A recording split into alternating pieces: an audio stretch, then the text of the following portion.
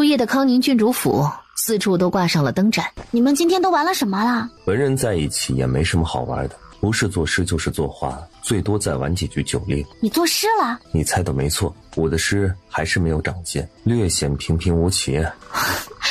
你都已经这么聪明了，有点不足也给别人留点路走。我有办法让你的诗文好起来了。我师傅他会作诗，会做很厉害的诗。我把他曾经做过的诗背给你听听，你跟着学学，或者借用2句，甚至于直接拿去用。你放心，我师傅做的诗只有我一个人知道，你就说那是你写的，别人也不知道。能教出顾九这样一身惊世骇俗的医术的人，竟然还能做出好诗，那是什么样的神人呢？你师傅他老人家现在到底去哪儿了？他究竟是什么人？谁知道呢？或许他就不是个人呢。虽说子不语怪力乱神，但世间很多人很多事无法用常理度之，说不定你师傅他老人家真的是得道高人，类似于神仙之流。你师傅都做了什么事？说来听听。顾九就在心里和系统沟通。你不是说过升级之后增加了上下5000年历史，把唐朝以后的诗给我分门别类列出来吧？系统按照顾九的要求，很快把唐宋诗词分为几大类别列出来。顾九就随口念了一首老陆的《卜算子》。怎么样，厉害吧？厉害，厉害，太厉害了，冠绝古今呢。还有什么？回去再念给你听。现在先跟我说说那位高夫人的事儿。你今日是不是发现了高夫人就是娘的妹妹之事？对，那高夫人对姓谢的十分反感，她也姓高，丈夫还死得早。我就想起你讲过的爹娘的事儿，她的丈夫益阳王的长子就是爹曾经误杀的那个人。的确是他。那爹也真够厉害的，益阳王府毕竟是王府，爹竟然能够潜进去，还能把人给杀了，然后还全身而退。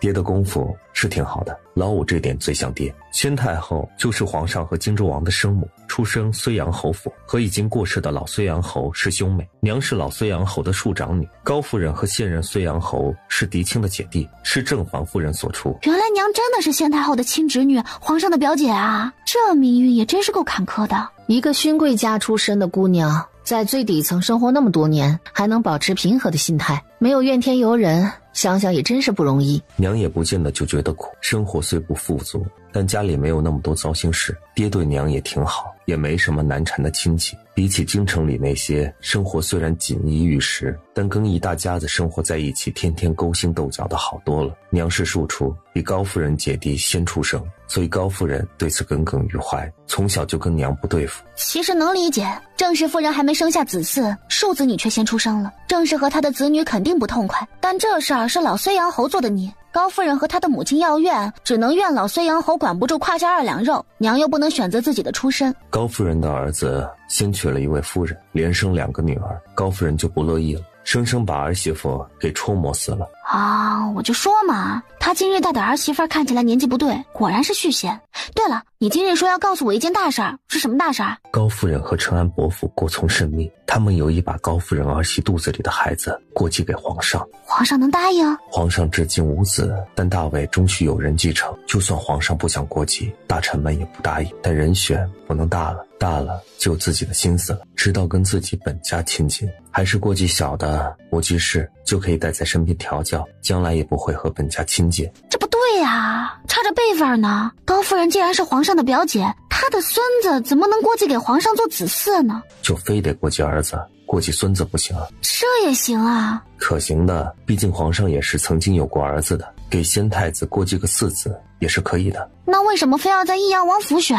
皇上的亲兄弟中，死了的就不说了，活着的除了荆州王，还有2位就藩的王爷，皇上是不可能在亲兄弟中过继的。当年兄弟相残，好不容易抢到了皇位，结果转了一圈，又把皇位拱手送回兄弟手中，皇上不甘心。剩下的和皇上血脉比较近的，就武阳王和益阳王这2支了。武阳王贼精的，武阳王一脉不乏聪明人，若4子出自武阳王府，皇上100年后大权就落入武阳王一支手里，这是皇上不愿看到的。益阳王就不一样了，府里一代不如一代，就算有那贼心，也没那个能力。4子将来长大，益阳王府想跟着占便宜，他不是那么容易。就算这样，也得高夫人儿媳肚子里的孩子一定是个男孩才行。只要有过继的想法，那就必须是男孩。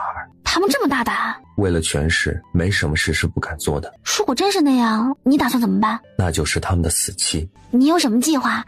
告诉我呗。乖了，你好好发扬你的医术，这些乱七八糟的事就不用操心了。顾九斜睨他一眼，也不深究，说起程安伯夫人今日是好的事儿。你说程安伯世子若来我这儿看不育症，我给看不给看？你自己怎么想？作为一个有职业操守的医者，不论患者是什么身份，既然求上门来了，那我都要救治。但是嘛，操守那玩意儿，咱想有就有，不想有就没有。无所谓，你想治就治，不想治就不治。无关紧要的人，不值得多费心思。如果能治好，还是要收下这个患者的。这种病例不算多，医堂开业之后能给大家练练手也行。我那开山大弟子，我也没怎么传授医术，就他了，给明谦练练手。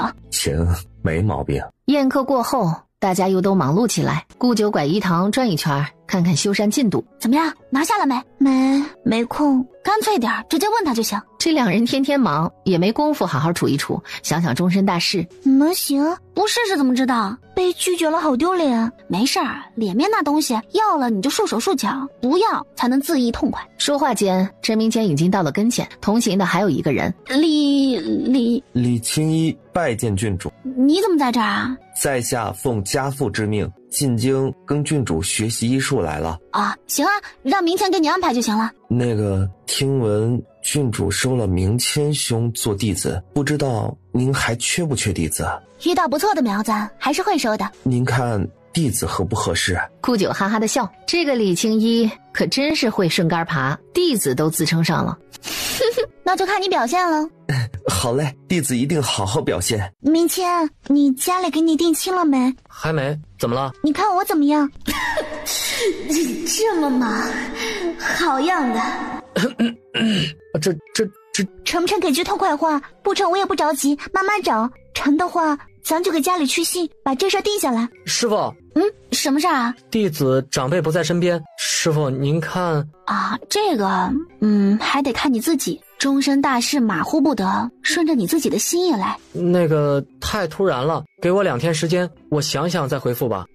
应该的。顾九回到家里，就开始制作安宫牛黄丸。时间在忙忙碌碌中，一晃又到了旬末休沐，和护国公夫人约好的相亲的日子到了。严青允和谢五郎性格合不合，双方见过再说，彼此不乐意就算了。这日同时也是谢战和顾九商量好的给傅荣娘报仇的日子。祖母啊，怎么没多玩会儿啊？我们在外面遇到2个拐子抢小孩，那孩子病得不轻，郡主带回去看了，我们就回来了。说着把当时的情形说给护国公夫人听。现在拐子的手段越来越多了，这要不是郡主和谢五公子在，那妇人和孩子就要遭殃了。祖母啊，我们家和谢家在这里遇到，真的是巧合吗？你这小机灵鬼，看出来了？姐姐也看出来了。袁青允也点点头，却也什么都没问。你们觉得谢家人怎么样？允娘，你先说。规矩散漫，行事肆意，不乏良善。护国公夫人又看向严清雪，严清雪歪着脑袋想了想，说道：能感觉到谢家家风轻松又和谐，兄弟间的关系很好，人都很风趣好玩，还聪明善良，很好相处。你们既然看出来了，我也不瞒你们，我和你们祖父有意跟谢家结亲，允娘的亲事，我跟你祖父这2年也留意了不少人家，原本比较中意裴家，裴家家风清正，长孙也上进，只是有一点，长子嫡孙的妻子将来是当家种妇，身上的责任和担子重，会很辛苦，我不希望你们姐妹那么辛苦啊。祖母和祖父为什么会考虑谢家？就是因为轻松。祖母知道你觉得谢家出身低，没根基，不能和簪缨世家相比。谢家的确没什么根基，但过日子不就是图个舒心吗？难道只是图个表面风光？你们看看京城的权贵豪门，有哪家的媳妇过得舒心的？出门在外，一个个风风光光，回到家里，哪个不是糟心事一大堆？谢五公子的母亲我是知道的，外柔内刚，聪明豁达，不会搓磨儿媳妇。谢家3个年长的媳妇我也了解过，都是好相处的人，家里人虽然多，但都是极好相处的。何况那谢五郎也是个有本事的，前程远大着呢。祖母啊，谢家远在宣州，您老怎么会认识谢五公子的娘啊？那是多年前的旧事了，这你不用管，也别瞎打听。颜清雪就更好奇了，看起来谢家也不是表面上那么简单。至于谢武公子，今日你们也看到了，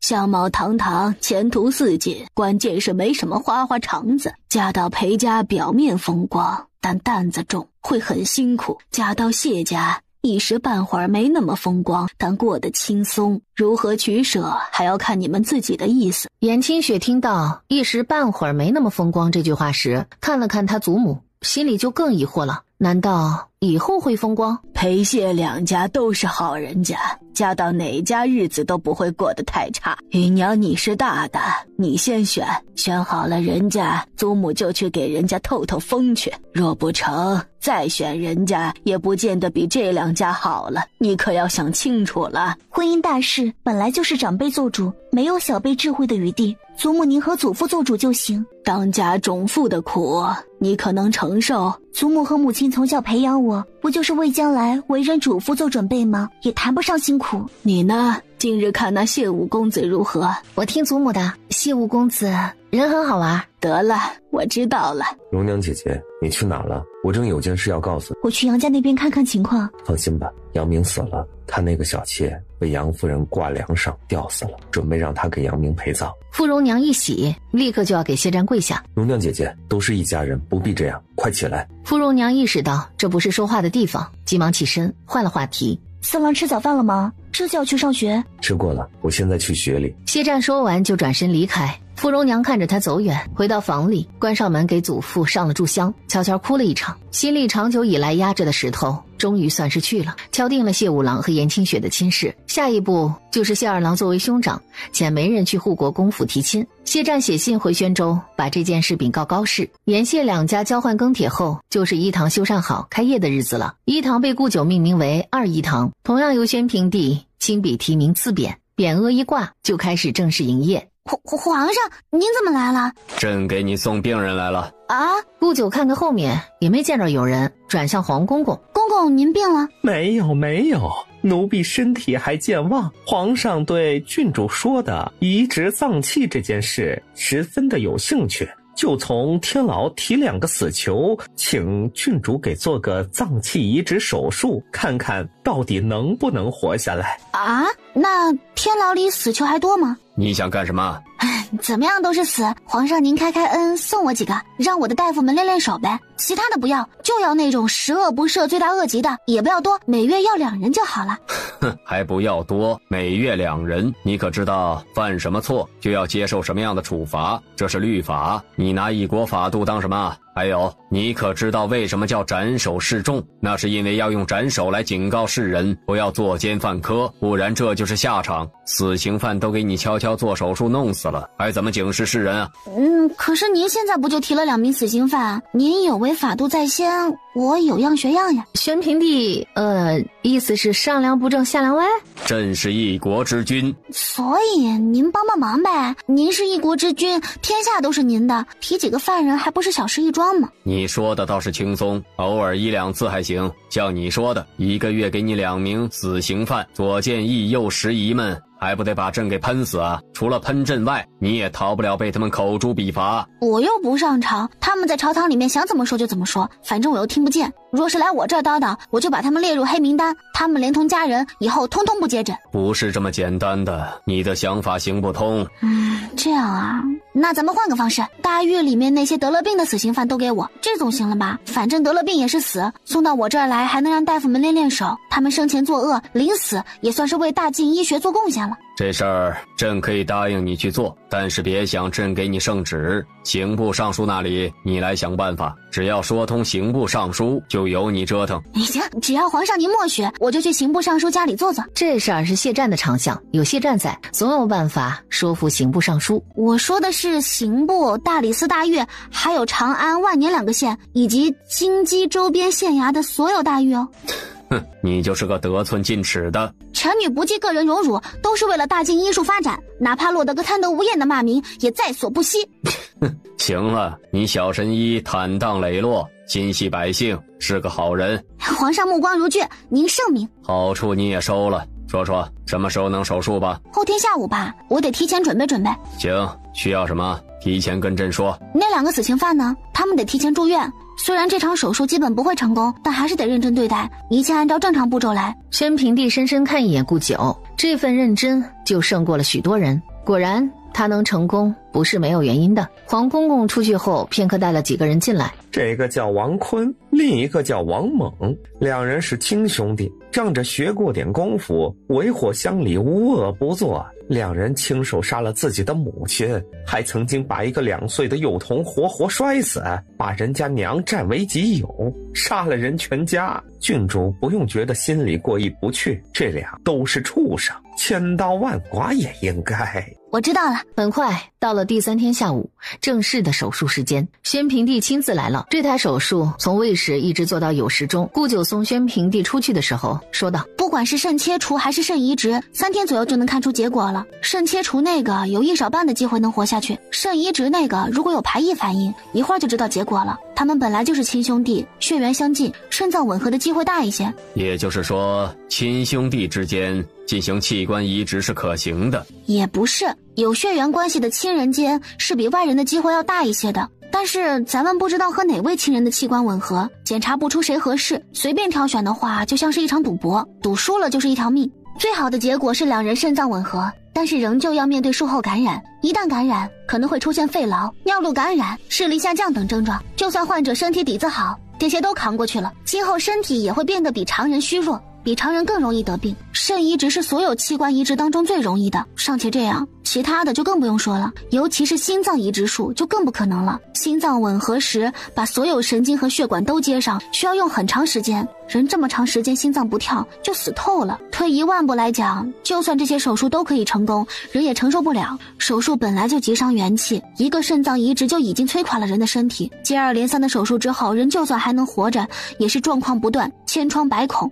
只能够常年卧床了。手术本来就是以小博大，用最小的代价换取活命，是不得已的情况下才会选择的一条路。我还是觉得最安全的治疗方法是针石和汤药调养。顾九趁机把话给宣平帝说透，免得他抱有不切实际的幻想，再生出什么事儿来。刚好谢战散学过来接顾九。谢战，今日散学这么早，你稍等，我回去交代几句话，咱们就回去。宣平帝深深打量谢战几眼，上了马车，跟黄公公说道：那就是康宁未婚的夫婿，果然长得极好，人也聪明，肯定猜到朕的身份了，只是怎么看着有些面熟啊，长得像谁啊？奴婢看着也觉得像谁，只是一时想不起来了。宣平帝也没追究下去，这样的小事他并不会放在心里，只是还对器官移植不能成耿耿于怀，心里不舒服。有件大事要告诉你。刚好我也有件事想告诉你。你先说。两人同时说道，对视一眼。谢战道：我怕我说了你就没心情说别的了。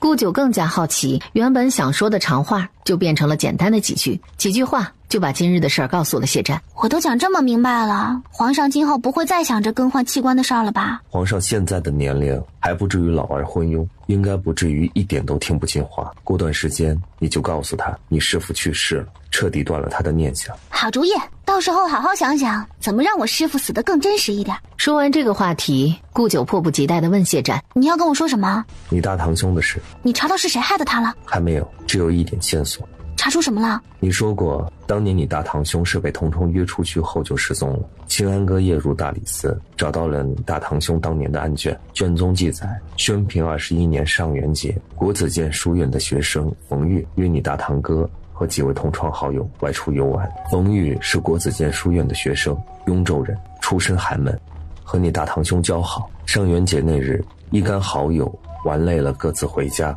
冯玉和你大堂兄同路而行。你大堂兄失踪后，刑部和大理寺共同审理此事。冯玉坚称当时和你大堂兄同行到长兴坊就分开了，之后你大堂兄又发生了什么事他完全不知道。你们家住在城东北的盛业坊，冯玉租住在城南安善坊，当日他们游玩的地点在雁塔附近的安仁坊。照他的说法，两人在长兴坊分别，一个往北一个往南，的确没毛病。京城道路四通八达，从安仁坊到盛业坊走哪里都行。你觉得是冯玉故意带我大堂兄走那边？不排除这个可能。能不能把冯玉带出来，我给他用致幻药试试？冯玉死了。杀人灭口？谢战点点头。冯玉在宣平21年3月底，你祖父带着你们举家回乡后就病死在家中。清安哥他们去查冯玉的遗物，也没有找到什么线索。冯玉死后，他们家来人把他的尸体和遗物带回了雍州。目前我们顺着冯玉的线索只查到这里，清安哥打算亲自去趟雍州，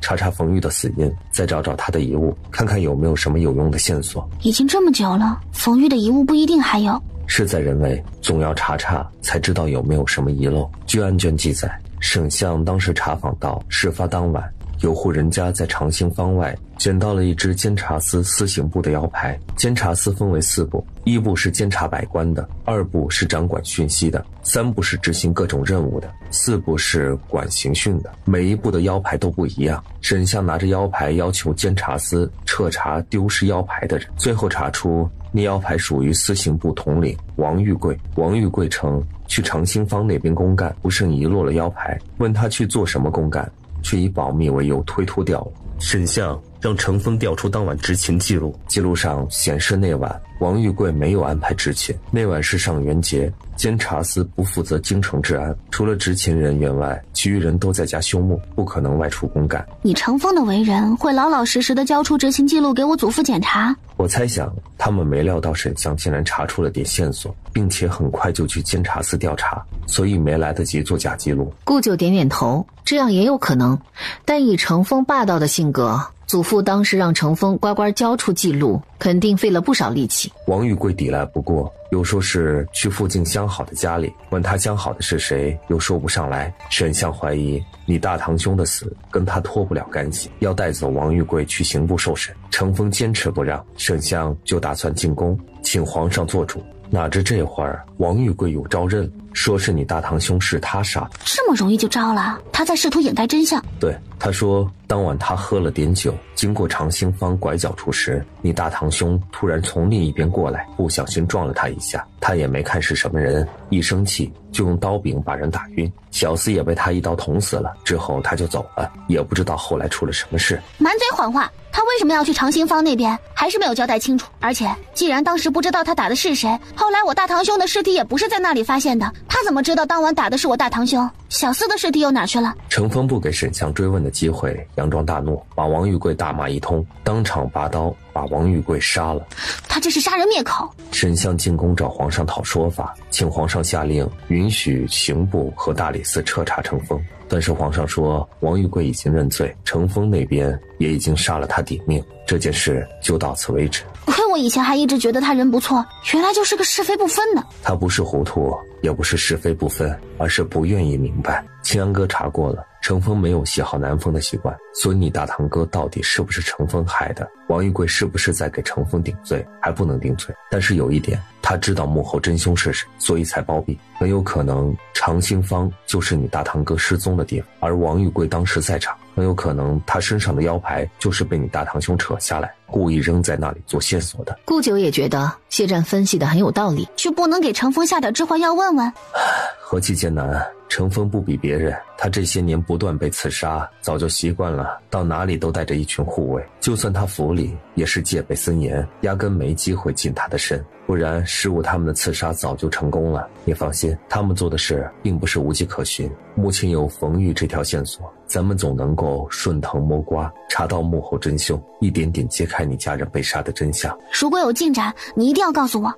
第3天，王猛的病情趋于稳定，王坤的急性排异反应却显露出来了，出现高烧、恶心、腹胀、便血等一系列症状。顾九试着用中药给他调理，也没能改善，坚持2天人就不行了。最后听到王坤死了，宣平帝的心彻底凉了。这位侍卫大哥，麻烦禀告皇上，康宁郡主和神策军怀化中郎将谢谦、严相孙女严清雪求见。一行人被带进太极宫的时候，宣平帝刚用完饭，由黄公公陪着消食儿。你就是康宁未婚夫婿的孪生兄弟？禀皇上，是。你是严相家的？回皇上的话，臣女是涿州固远县县令之女，中书省侍中之孙女。康宁，你来说，你们这是怎么回事啊？这么多人一起进宫来做什么？臣女今日被人调戏了，还被威胁要灭了臣女全家，臣女害怕，就找您做主来了。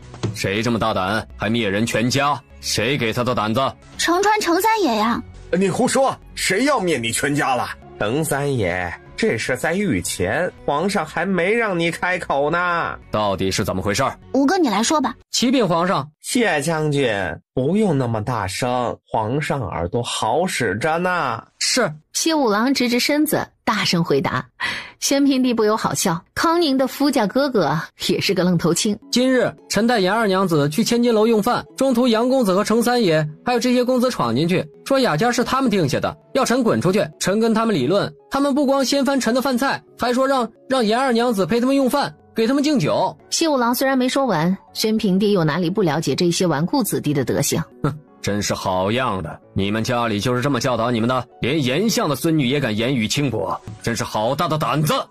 杨子安四人急忙跪在地上，把脑袋深深埋在下面。他们要是早知道那是严相的孙女儿，哪敢那样说呀？严二娘子和臣刚刚定亲，臣怎么能让她受这么大的羞辱啊？所以跟他们打了起来。程女刚好路过，听到动静上去查看，谁知道刚到楼上。顾九说到这儿，问时儿：“程三爷是怎么说来着？”时儿虎了吧唧的上去，捏住顾九的脸，露出猥琐的神情：“你这小娘们儿既然送上门了，就不用走啦。”哪个捏他脸了？你这丫头诬陷爷！皇上面前，程川你跟谁称爷呢？程川不服气地瞪黄公公一眼，这老家伙迟早有一天会把他套上麻袋打死。顾九还原自己的原话：“手再伸过来就不用要了。”你这小娘们有意思，合爷的胃口。这样吧，你给爷做个小妾，爷看你面子，就饶了你五哥，你看怎么样啊？你这老东西也挺有趣，现在给我磕3个响头，我看你面子，让我五哥别打死你的人。时儿把程川的原话学完，又分别学着那3个公子哥的语气，把他们当时的话和顾九一起复原了一遍。滚去外面跪着，一个个的不学好，一天到晚就知道胡闹。老黄，这几个狗仗人势的东西，每人打30板子，再让人通知他们家人来领人。黄公公应了一声，赶着4人出去。没一会儿，外面就传来噼里啪啦打板子的声音。这时侍卫禀告程峰到了。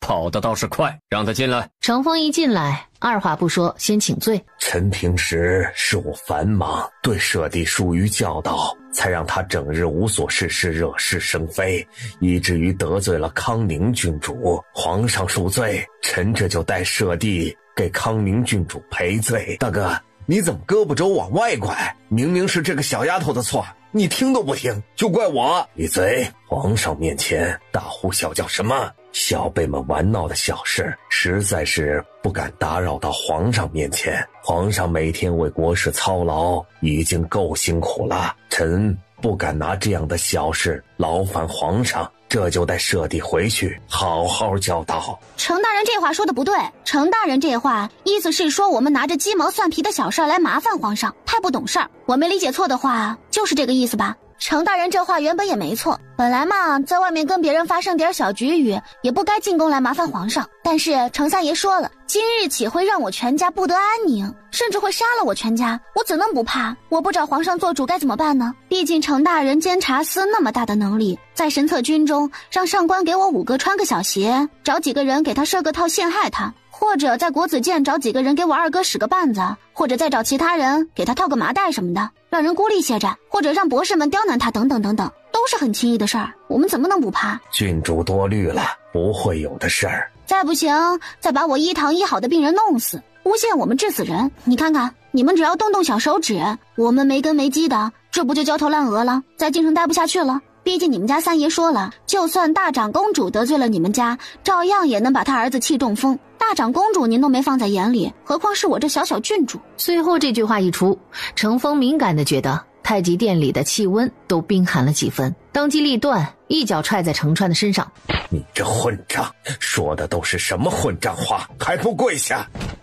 皇上，程川被先父母和陈兄弟宠坏了，不知天高地厚，什么混账话也敢胡说，他这么无法无天，不教训一顿是不行了。臣请亲自执杖，重打他50大板，求皇上恩准。大哥，你有没有搞清楚啊？是这个小贱人和姓谢的打了我的人，你不说。住口！再多说一个字，今日我就打死你！程大人呐，不是老奴说您家这位三弟可真是该好好管管了。这当着皇上的面都敢这么骂康宁郡主，背后还不知道会做出什么事儿来。难怪康宁郡主担心家人的安危。哎，这换了谁也担心呢。是，公公说得对，舍弟实在是该教训教训了。的确该教训教训了。是，臣这就亲自动手，好好教训教训他。程大人动手多麻烦呀，外面陆将军在呢，哪用得着程大人动手？郡主这就多心了不是？程某既是那徇私的人，郡主放心，程某绝对会重重责罚他的。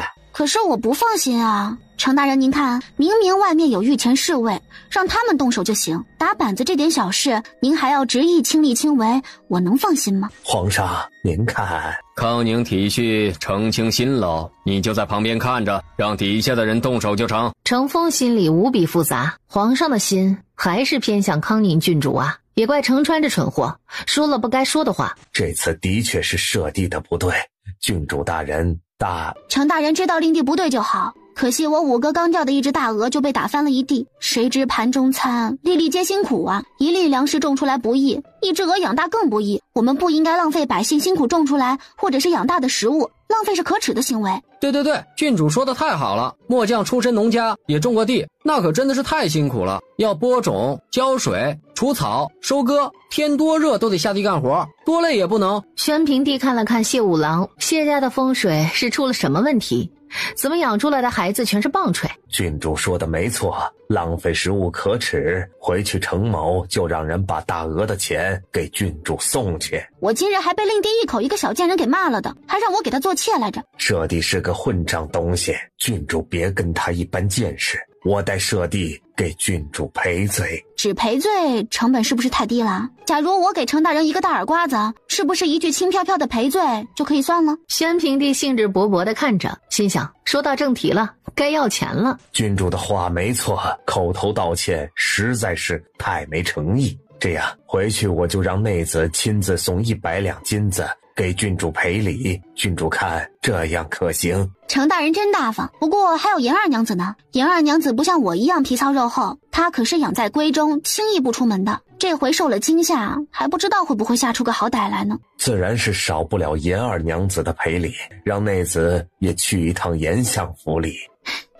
程大人真爽快，可是我还有一点不放心，今后我家人要是刻意被人针对了，或者是遇到个什么意外怎么办？毕竟程三爷可是放了话的。郡主放心，程某自当约束舍弟，绝对不会让他做出什么报复的事。但意外无时无刻不在，郡主也不能什么意外都算到程家头上，是吗？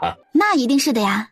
您看哈，我们家从宣州到京城这么多年了，所有人都平平安安的，也没遇到过什么意外。但若是得罪了程三爷之后，突然就有了意外，那就说不过去了。澄清约束点家人和手下，别一天到晚盯着别人。是，臣遵命。话说到这里，当着皇上的面就真的不能随便动谢家了。程峰让人抬着程川告辞离去，谢五郎和严清雪也先离开。康宁啊，你有没有可能就是谢家的孩子？你看你和谢谦，不能说一模一样吧，也有7、8分相似，他真不是你亲哥？皇上，您想笑话陈女和五哥都是直肠子就直说，不用拐这么多弯。不对，朕说错了，陆远浩好像也是你们那里的，是你们那里的风水问题，怎么进出直肠子？还真是，我家里还有个三嫂，我大嫂天天骂她是个棒槌，说三嫂从嗓子眼到屁眼统共就一根直肠子连着。宣平帝被这形容笑喷了，发出一阵大笑。看看，还真是这风水的问题。宣平帝又问起他师父，人真的找不着吗？找不到，我师父有2个年没出现了，或许是不知道在什么地方已经死掉了吧。俺没死，俺一直都在。你师父他是个什么样的人啊？他从来都没有露过面，我只听过声音，医术之外的话都是简单的回答，从不多说一句话。那你平时都是怎么找他的？我都是有问题直接问，他直接回答，好像随时在身边。宣平帝想了想这情形，怎么想都觉得顾九的师父非常人，或许真的是什么神仙。哎呀，朕无缘得见神人呐。唉，臣臣女也无缘得见呢。君臣二人各自想着自己的心思，静默了片刻。顾九想了想，还是觉得该打消宣平帝想长生的执念。其实长生这件事情古往今来就没有过，但长寿还是可以的，人活到100岁或者120岁都是有可能的。哦，怎么样才能长寿？身体好才能长寿。怎么样身体才能好呢？首先要作息规律，睡眠充足，睡得好，五脏六腑才能够得到良好的休息。其次是饮食合理，而且得合理的运动。久坐会损害阳气，阻碍血液循环，干扰身体的正常运行，最后会导致各种病症出现。然后还要保持心情愉快。七情六欲和五脏六腑息息相关，大喜大悲、伤心愤怒都会伤到脏腑。您看那些得道的高僧还有老道士活得都比较长，那是因为他们绝情弃爱，无忧无怖，心态平和才能长寿。程峰阴着脸回到府里，关起门来就把程川一顿骂。这要不是你被打了板子，老子真想再抽你一顿。妈的，老子没跟你说过吗？不要去得罪康宁郡主，不要去得罪康宁郡主，你都当耳旁风了是吧？那个小贱人不就是个异姓郡主，泥腿子出身，有什么可怕的？他没根基，但他有圣宠，这就够了。他的医术的确很强很强，皇上需要他，你懂不懂？一个神医的用处，你用你那木头脑袋好好想想，京城多少人家愿意站在他那边，你知道吗？谁家没有个老人孩子？万一有个好歹把一个救命的神医得罪了，不是自寻死路吗？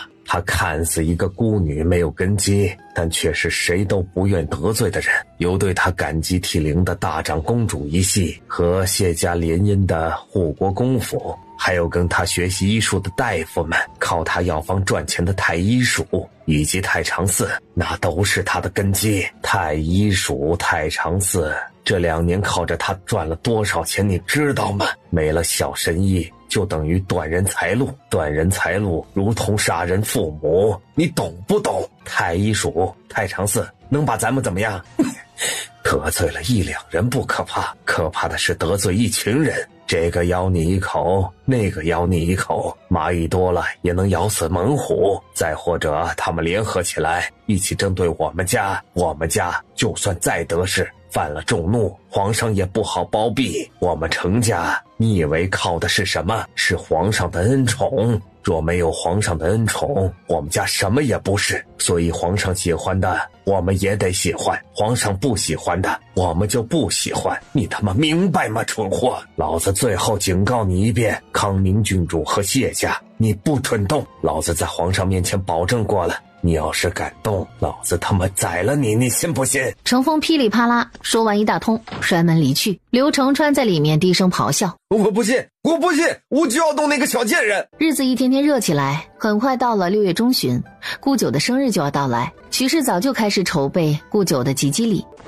郡主，皇上亲自为郡主赐字，这份殊荣可是谁都比不上。宾客们交头接耳，康宁郡主在皇帝心里是大家都知道的事儿，连吉吉时的字也要亲赐，可真是当作晚辈带了。皇上给我取了什么小字？郡主，你自己看吧。说着递过去一块积血石的印章。这块积血石可是皇上亲自在库房里挑选的，也是皇上亲自雕刻的，用了好几日功夫，手还划破了呢。谢湛知道他看不懂，两人的上前去接过印章，小声读出来：锦鱼。锦鱼？为什么是锦鱼？皇上说了，康宁郡主心怀天下，高山景行，怀锦握鱼，以锦鱼为字，再没有比这合适的了。谢湛心里十分不痛快，他绞尽脑汁给媳妇儿取了小字，居然被抢了先，就好气。公公回去一定替我感谢皇上，皇上太用心了，明日我就进宫谢恩，再给皇上看看手怎么样了。奴婢一定将郡主的孝心禀告皇上。郡主您忙，奴婢告退了。随着皇公公告辞，一场盛大的吉吉礼也结束了，宾客们纷纷告辞离去。你怎么了？我也给你取了小字。是什么？说来听听。酒在杨树中最大，过满了，过犹不及，质量用中，所以我给你取了若虚2字。若虚，就是让我谦虚点呗。怎么会？不是让你谦虚点，是酒太满了，取个小字表的谦虚的意思。好有内涵啊！我觉得相比之下，锦瑜2个字过于直白了。我也给你刻了章，你收着。说着，把自己准备好的田黄石印章塞顾九手里。注意点啊，屋里还有喘气儿的呢。注意什么啊？我们又没有做什么非礼勿视的事。5哥有事儿吗？我也给你准备了生辰礼。是什么啊？是一头驴中赤兔的千里驴。什么？千里驴啊，我好不容易托人找关系才买到的，你和雪娘一人一头。我也有。有，都有。上次你不是说没见过打驴球吗？我就给你俩一人买一头驴，空了我教你打球。我说呢，怎么想着送头驴？原来是搂草打兔子，顺带的他要教媳妇儿打驴球，给媳妇儿物色驴，顺带给我挑了个结吉礼。真是有了媳妇儿忘了妹妹，好气哦！你天天忙都没空好好玩，等哪天不忙了，我也带你去打驴球，这样老五的驴就不白买。这么一想，才算是开心了。康宁郡主府洋溢着欢声笑语时，陈安伯府中程川的院子里则是狂风暴雨。你说大嫂今日去参加那个小贱人的及笄礼，她疯了吗？不知道爷跟那个小贱人不共戴天？是侯爷吩咐夫人去的。大哥脑子坏了吗？咱家怕过谁？怎么到了那个小贱人那里就挺不起腰杆来了呢？大概是想让康宁郡主给世子治病。治病，程定贤若是愿意去治早去了，他不愿治病，就算开了药他也不吃。娘的，不知好歹的东西！他程定贤不想要儿子，那就换个人做世子。大哥又不是没有其他儿子，大哥脑子有病吧？非要死磕这个程定贤，那个小贱人，老子迟早要弄死他，把他全家都弄死，才能解老子心头之恨。过了顾九的及笄礼，他和程燕、徐氏合开的留香斋也装潢好，开始营业。标下参见康宁郡主，敢问郡主有何贵干？麻烦禀告你们都指挥使大人，就说我有急事找大人。是，郡主稍等。没一会儿，程峰走出来。郡主今日突然光临，我监察司真是蓬荜生辉呀！郡主快请进来喝杯茶。我一来，大人就要拿出金灿灿的黄金招呼，可不是蓬荜生辉吗？郡主大驾光临，不会真的是舍弟又做了什么惹到郡主了吧？程三爷的确又作死了，不过我这次来不是找大人您告状的，是来救您全家性命的。郡主有话里面说。不了，就几句话的事，说完您大约也没心思请我进去喝茶了。事情是这样的，今日是我留香斋开业的日子，程三爷亲自去恭贺，送了一匣子老鼠给我做贺礼。舍弟就是个浑人，郡主别跟他计较，回去我让他去给郡主赔礼。大人别打岔，重点不是这个，这样的贺礼我可不收，就让婢女给程三爷扔回去了。但那些老鼠也不知道程三爷从哪儿逮到的，一个个跟发了狂似的，逮着人就咬，令弟和好几个下人都被咬了。这个笨蛋，吓人都不会，几只老鼠顶个什么用？要吓人也给他弄几条毒蛇，笨死了。大人可知道，像那种发狂的老鼠，通常都是在小动物身上传染了病的，身上携带有大量致病的脏东西，咬了人之后，您可知会怎么样？会怎样？可能会得鼠疫呀，程大人。顾九轻飘飘一句话，程峰险些失态。鼠疫是什么？那简直就是死神，传染性极强，还没有好的治疗方法。不会吧？老鼠咬人一下就会得鼠疫，那岂不天下都有鼠疫了？程大人此言不错，的确不一定，普通老鼠咬人可能性不大，鼠疫嘛，本来就是在小动物之间互相传染的，如果本身已经传染了病的老鼠，那就有很大的可能性了。一旦真的得了鼠疫，程大人，你想过后果吗？那将是整个大晋的灾难了。京城人员流动大，一个不注意就会把瘟疫带到各地去，届时将流毒无穷，无数人死于疫症，到时候你程家就是全部以死谢罪，也不抵犯下的罪孽。不过若是真的感染鼠疫，你们家也等不到以死谢罪那天了，传染源就在你们府里，首当其冲的就是你们家。这些道理不用顾九说，程峰自然是懂的，他的脸色已经一变再变，由先前的铁青变成现在的泛白。还请小神医教我怎么才能解这场祸事。我此时前来就是给您解决问题来的，作为一个有责任心的大夫，绝对不能让瘟疫蔓延开来。目前令弟和下人刚刚被鼠咬，及时预防还是能够把事态控制住的。首先程大人赶紧派人把令弟和那些下人找回去，一个也不许遗漏，然后送往郊外，找个偏僻点的院子把他们隔离开，院子外撒上一圈生石灰，一日3餐送进去。送餐的人也千万别和他们接触。另外，院子能防住人，防不住老鼠，万一老鼠沾染了他们的呕吐物和粪便，也可能把病源带出来散播出去。小神医放心，我这就让人去买灭鼠药，在院子各处投放。我给程大人带来了预防的药，令弟他们每日必须要按时服药，或可避免得病。鼠疫潜伏期有8、9天，安全起见，令弟还是在那儿多待几天吧。待半个月，至少得待半个月。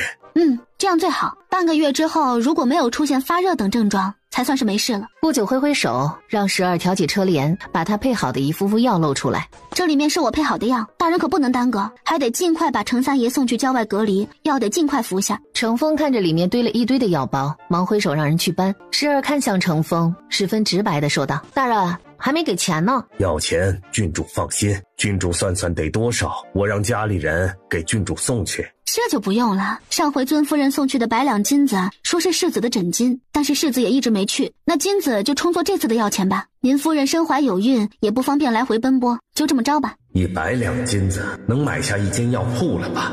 真他妈的黑！大人您赶紧去忙吧，要随时派人注意着令弟那边的情况，一旦发现有人发热就赶紧告诉我。另外，被鼠咬也可能会出现血热，这种病也会传染的。如果令弟或者从人有唾液带血丝，还有前胸后背腋下等地方出血的症状，得赶紧把他另外隔离开，再派人通知我。现在我得进宫一趟，跟皇上禀报。他又要进宫告状呀？转念想想，这么大的事儿，的确得禀告上去。万一有个万一，又叫住正要上马车的顾九。这件事还请郡主不要往外传，免得引起百姓不必要的恐慌。自然，我知道轻重。程峰就一开始一连串的叫人，各种命令下达下去。没一会儿，监察司一队队人马出动，满城去寻找程川。顾九进了宫，把今日的事情禀告了宣平帝。这么大的事儿，宣平帝肯定很快就会知道，还不如他先来禀告。臣女也是以防万一，这种病宁可错杀不能漏过。那些老鼠的状态有些不对，像是发了疯一样，难保身上不是有什么病的。正常老鼠咬人都有可能导致出血热，何况是病鼠。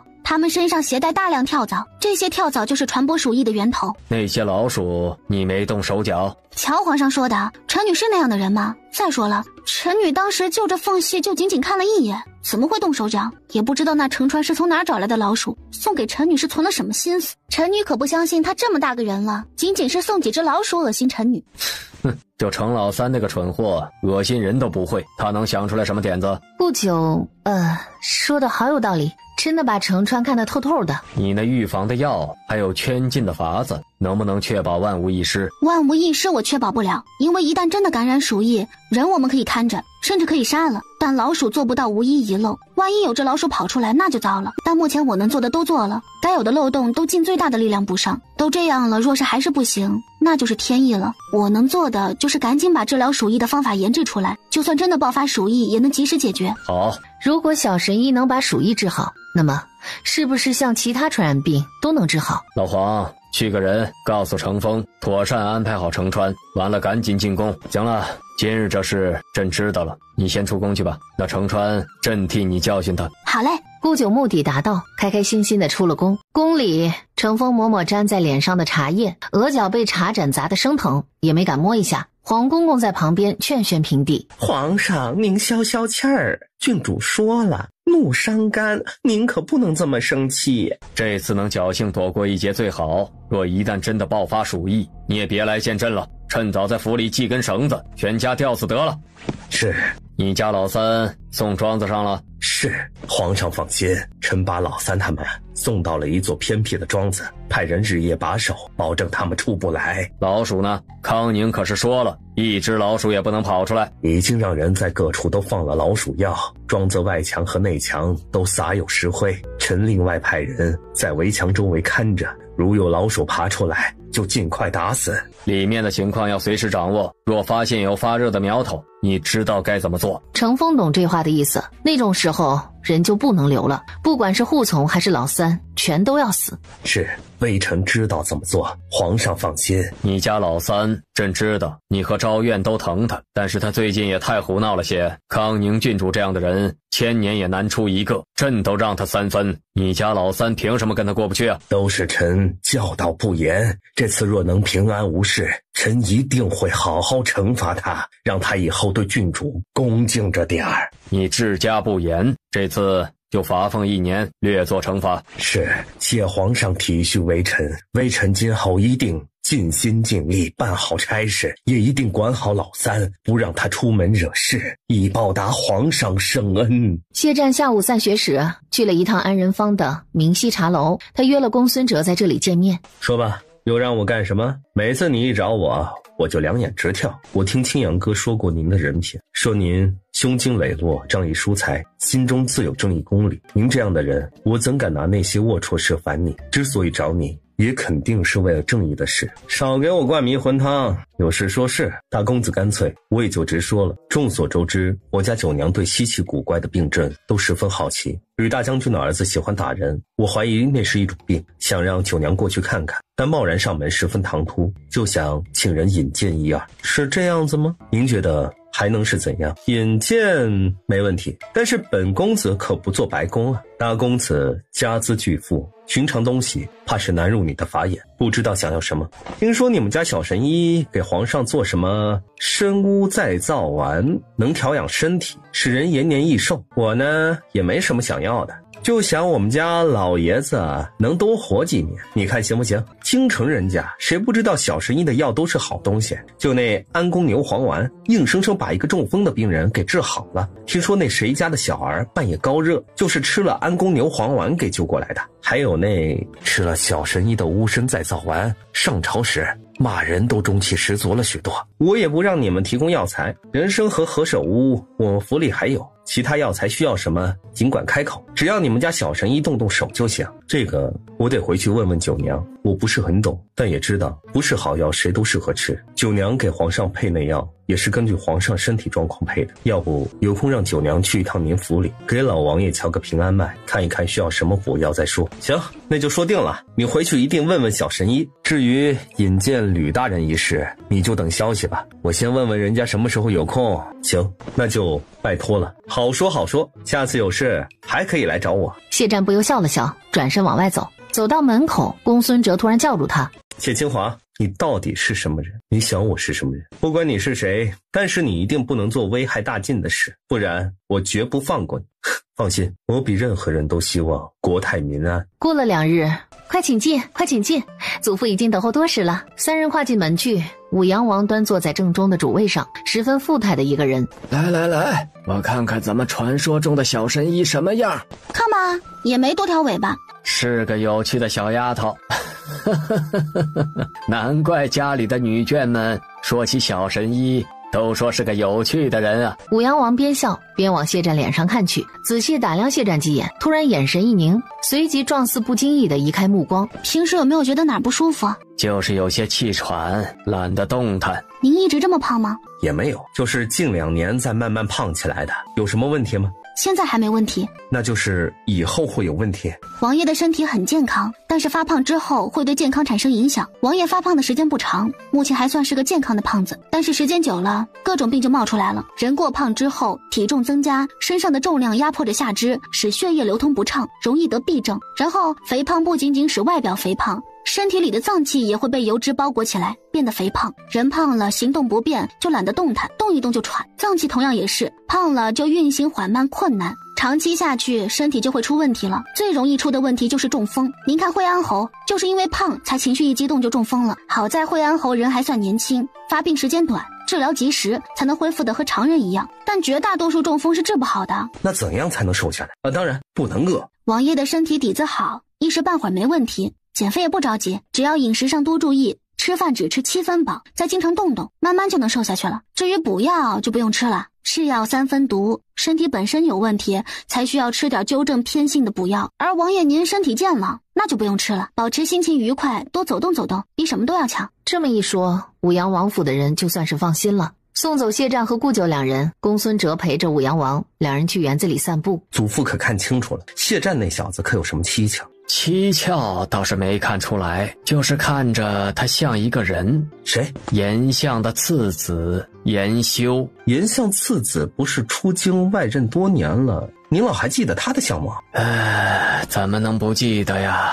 那会儿颜修多出色呀，出身好，人还上进，还长得一副好相貌，生生把你爹和你叔叔们比成了渣渣。我那会儿那个嫉妒啊，怎么人家就能生出那么出色的儿子来？本王的儿子们不是4、6不分的纨绔，就是喜欢游山玩水的纨绔，或者天天个流连秦楼的纨绔。哎呀，我那个不服啊，所以就多注意研修了点儿，以至于他外放多年，我都还记得他的模样。咱们这样的人家，我爹和叔叔们得亏庸碌，要是太精明了，人家还不放心呢。颜修的年龄，难道那谢战会是他儿子？谢战如果是颜修的儿子，哪怕只是外世子，颜相也会认回去。不是颜修的儿子，为什么两人会长得像？这世间没有血缘长得像的人也多的是，难道只是巧合？难道……神情似乎不敢置信，又想了想才道：也只有这样才合理呀。祖父可是想到了什么？几乎所有人都忘了呀，忘了孝恭顺圣皇后了。孝恭顺圣皇后出自护国公府的孝恭顺圣皇后。不会吧？你老怀疑，可是一点消息都没传出啊。不知道啊，谢战长得像颜修也就算了，还能有人说相似，但他的行为绝不是一个正常学子该有的，若不是，说不过去呀。孔老太傅当年突然出京，说是在京城待得烦了，想出门走走，后来又收了个关门弟子回来。这件事儿当时没觉得异常，若和谢战联系起来就不寻常了。果然，事情若放在一起想，就的确可以了。假设他就是那位的儿子，你猜猜他在你面前露出想要结交龙武卫大将军这件事儿是有意还是无意？他今日上门是有意还是无意呀？这小子沾上毛比猴都精。若咱们的猜测是真的，他在咱们面前故意露出这些破绽，是想干什么？傻，拉咱们上贼船呗。咱们自己难道不能造一艘贼船？若没有他的存在，咱们也还算名正言顺，但他一站出来，咱们再敢造船，那就是乱臣贼子。而且他敢露出破绽，就是已经做好了万全的准备。你想想，徐清扬说过，谢战是他姐姐的小叔子，如今在郡主府当着家的徐氏，应该正是徐清扬的姐姐。这说明什么？徐家，穆恩伯徐家在那条贼船上？不止呢，你现在想想，那颜相家、孔家，甚至颜相刚出炉的亲家、裴相家，都在那条贼船上呢。咱们虽然不知道大长公主表没表态，但不用想，以她一心为大晋江山着想的性子，有这样一位继位者，不比益阳王府那些糊涂蛋生的小糊涂蛋强。就算没有小神医救他儿性命这回事儿，他也会坚决站在谢战那边。这些才是我们能看出来的势力，看不出来的呢，还有多少啊？羽林卫左卫中郎将陆远浩，听说是颜相举荐的人。谢战的弟弟谢谦在神策军中任职。你看看，羽林卫守宫城，正准备拉拢的龙武卫守城防，神策军在城外驻扎，拱卫京师，3支拱卫皇权的军中都已经布下人手，文有颜裴2相，还有士林泰斗孔老，暗地里还不知道多少官员在那条船上，这是羽翼已成啊。祖父这么一说，谢战那小子还真的就是他们，这是下了一场旷日持久的大棋啊！难怪颜相把他的次子打发那么远的地方出外任，一去那么多年，屡次压着不让调任回京，长子却在京畿附近任职。他是担心谢战的相貌和次子像被人猜出谢战的身世啊。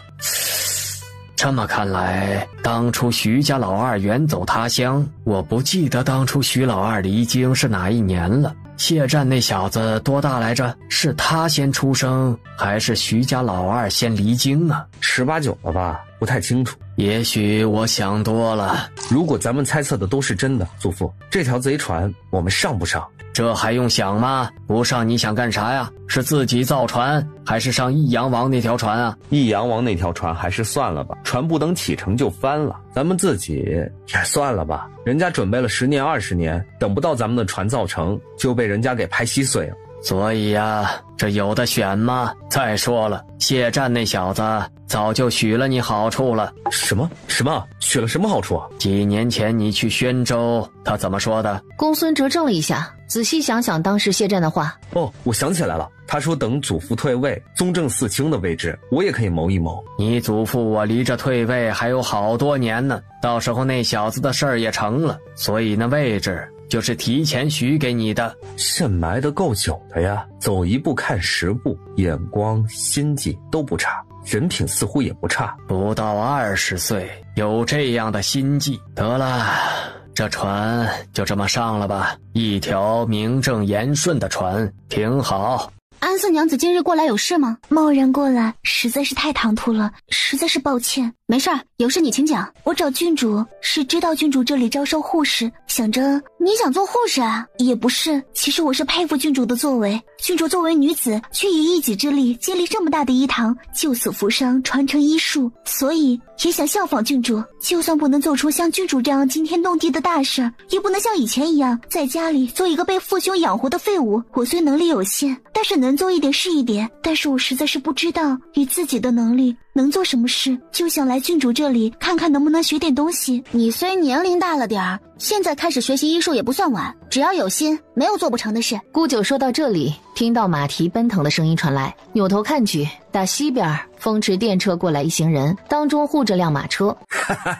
爷又出来了，你也不过如此嘛，也就只能让爷在庄上住几天罢了，爷就当放松了。那真是恭喜恭喜了，终于被放出来了。圈禁的滋味怎么样？还有要苦不苦啊？你别得意的太早，爷迟早要你好看。要我好看？这倒不用了，我已经够好看的了。程三爷的好看还是自己留着吧。您看您这头顶生疮，脚底流脓的，再不用上您的好看，出门都能让人恶心吐了。你他妈长得才恶心，老子告诉你，你丑死了，少在这里自以为是了。哪里，别挤程三爷您，我可差远了。我给程三爷您讲个笑话吧。以前呢，这城外山上来了只猴子，这猴子丑的嘞，看到的人都吐了。你听说这件事儿就跑到山上看那猴子。猴子看到你之后，您猜怎么着？程川才不会回答呢，两眼喷火的盯着他。猴子吐了。学到了，学到了，真是。下次我也这么说。你他妈嘴笨就不要学人骂人啦。你说你明明知道骂又骂不过我，打架你也不行，告状你更不行，次次都输得一塌糊涂的。这样了你还屡败屡战的，说你脑袋被猪啃了你还不服气。你说说你吧，处处不如人，还偏偏非要过来找虐，你这多想不开呀！你在我这儿落不下好，回去还得挨顿抽，你这不是脑子有病吗？我虽被人称一声小神医吧，可你这样无脑的病我也治不了啊，总不能杀头猪切半拉脑袋给你装上吧？老子打死你这个小贱人！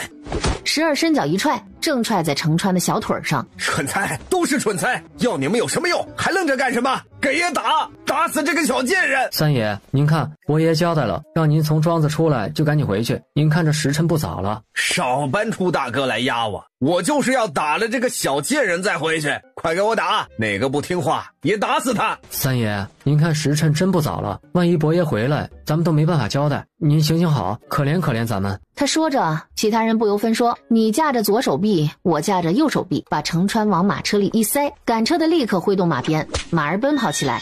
真是欠抽！扭过头去，就看到安四娘有些泛白的脸，笑道：没事儿，跳梁小丑而已，咱们进去说话。领着安四娘走进医堂，直接去了自己会客和休息的地方。你在这里守着，不要放人进去。谢战进来的时候，程川还在昏迷中，躺在地上蒙着眼。顾九蹲地上，拿针在他人中捻几下，把人扎醒。人呢？有没有人？大钟、强子都钻哪儿去了？顾九直接给他用了致幻药，打算再审审沈家的事儿。程川刚醒来，还搞不清状况，就陷入了幻境。程川，沈相一家是谁杀的？二哥派人杀的。这个在谢战和顾九的预料中也没惊讶。你二哥为什么要杀沈相一家？谁让那老东西嘴臭，骂我大哥屠夫之子，小人得志的，还逼得我大哥杀了一名心腹，又被皇上臭骂了一顿，脑袋都被杯子砸破了。他不死谁死？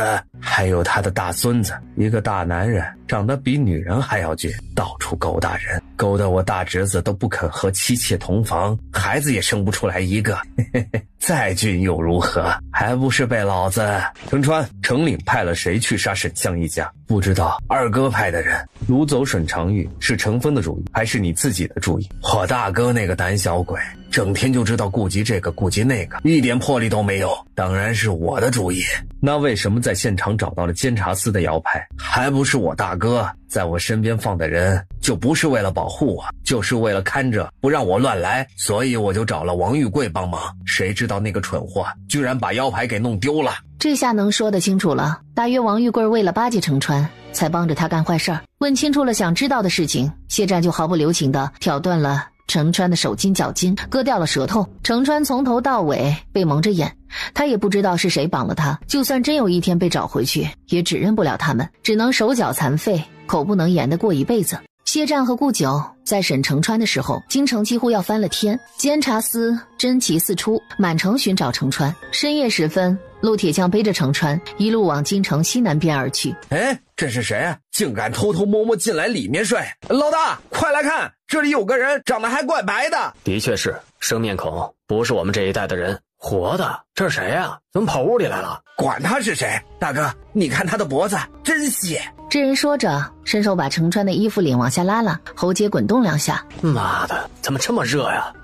管他是谁，自己送上门来就是咱们的人了。本来这些人就没什么发泄的地方，此刻还闻了不该闻的东西，哪里还能忍得住？成了。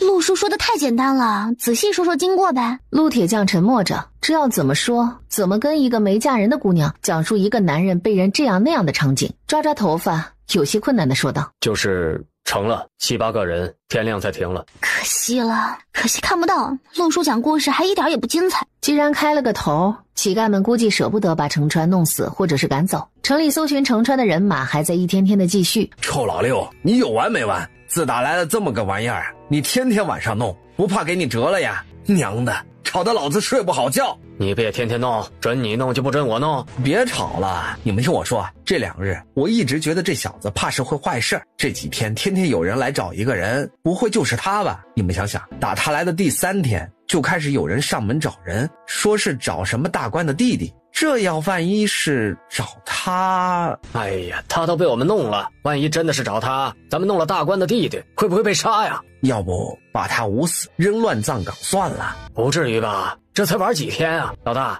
你说是不是啊？这还不简单，把他脸划划不就行了？能玩一天是一天，咱们烂命一条，一辈子弄过大官的弟弟也值了，就这么办。咱们把他扔这里几天，不是也没人发现，再把脸弄花了，更没人能发现的。程川听了他们的对话，惊恐地挣扎起来，嘴里啊啊啊的惊慌地胡乱喊叫。你们的嘴巴都给老子闭紧了，谁问你们都说不知道，哪个敢泄露出去，自己也逃不了。反正这几天咱们这里有一个算一个，哪个没弄过这人啊，泄露出去，大家就都得死。程家3爷的失踪，对于京城人来说，都是一件再好不过的事儿。随着进士科考试的临近，程家的热闹已经成了昨日黄花。进士科考试前，高氏终于要上京城来了。娘啊，您终于来了，我都想您了。我们九娘长高了，成大姑娘了。大嫂，我想吃你做的肉包子了。一张嘴就知道吃，这么大了还跟个孩子似的。我才15岁嘛，可不就是孩子嘛。谢家整个都陷入了忙碌中。进士科考9天，打进去那天就不能出来了，所以要带足这9天的食物，不用紧张，尽力而为。你还年轻，今年就算不中也没关系，就当经场。二哥觉得你可以考个头名回来，你可以。我觉得你行，你就行，不行也行。行。弯腰背上自己的用品，转身往贡院大门走去。眼看着考生一个个进入贡院，大门接着关上，众家属才悬着一颗心离开。康宁怎么这会儿过来了？可是有什么重要的事？我来跟您说几句悄悄话。小茹让屋里伺候的都下去，自己也跟着出去，站在门口守着。陈安伯夫人在我这里。她今日监察司的人满城搜查一个逃犯，说说怎么回事。顾九就附耳过去，小声讲述了承安伯夫人告诉他的事儿。大长公主听完，完全没有顾九的惊讶，只冷笑道：的确是他能做出来的事儿。我不知道这事儿怎么办，想着他说的事儿那么大，只有您能处理了，就把他送过来了。您看怎么办吧？你把他送来就对了，承安伯夫人就放在我这里，其他的事儿我来办，你就不用管了。可是万一监察司在您府里安插有探子，查到承安伯夫人在您府里怎么办啊？探子肯定有，我也知道是哪个，不过没关系，一个小小的探子，本宫还没放在眼里。你放心，本宫若是连一点手段都没有，早死70-80来回了。康宁是个有福运的，谢战那小子能找到你，是他这辈子最大的福气。今后他若是敢欺负你，你就来找本宫，本宫拼了这条老命也要给你出气。哪有那么严重？我和谢战到不了那一步，真到了需要您老拼了老命的一步，那肯定是过不下去了。到了那时候，要不我永远离开他，要不他就小命堪忧了。不过您老为什么说拼了老命帮我出去啊？您老若想教训谢战，不会太难吧？你这孩子真是个聪明极了的小傻子。这个话题不好继续，大长公主立刻接过这茬。承安伯夫人现在在哪里？要不要我派人去把她接来？就在我马车里。你可真太胆大了，小茹。小茹立刻快步走进来，躬身站在一旁等吩咐。我吃的糕点里被下了不该下的东西，你去让管家把所有人都集中起来，挨个搜查住处，看有没有人私藏了什么见不得人的药。大长公主这么说，一来能调走所有下人，以方便顾九把人带进来；二来也给顾九突然到访找了个借口。小茹点头退出去。你把承安伯夫人放你车里，这万一被人发现……您放心，人在我这儿，神仙来了都发现不了他。您放心啦，我藏东西那是神鬼莫测，保准没人能找到。那也不是个东西啊，那是个大活人。一样了，都一样。两人说了一会儿话，小茹就进来禀报，所有人手都集中起来了。好，你这就跟康宁去，把人接进来。小茹跟着顾九去停放马车的地方，顾九先上车，把承安伯夫人弄出来，再给施珍弄醒。小茹带着两人回到大长公主的院子。殿下，你的事儿康宁跟本宫说了，但是本宫实在是想不通，你为什么这么做？安安稳稳做你的承安伯夫人不好吗？你现在背叛成风，将来的荣华富贵没了，还有杀身之祸。我这样的人原本就没有安稳的日子，更谈不上荣华富贵。殿下郡主，我原名石锦书，原兵部尚书石恒是先父。大长公主怔了一下，在脑海中想了片刻石恒是谁，然后豁然站起身。你是石恒的女儿？是。原来如此，原来如此，难为你了，这些年真是难为你了。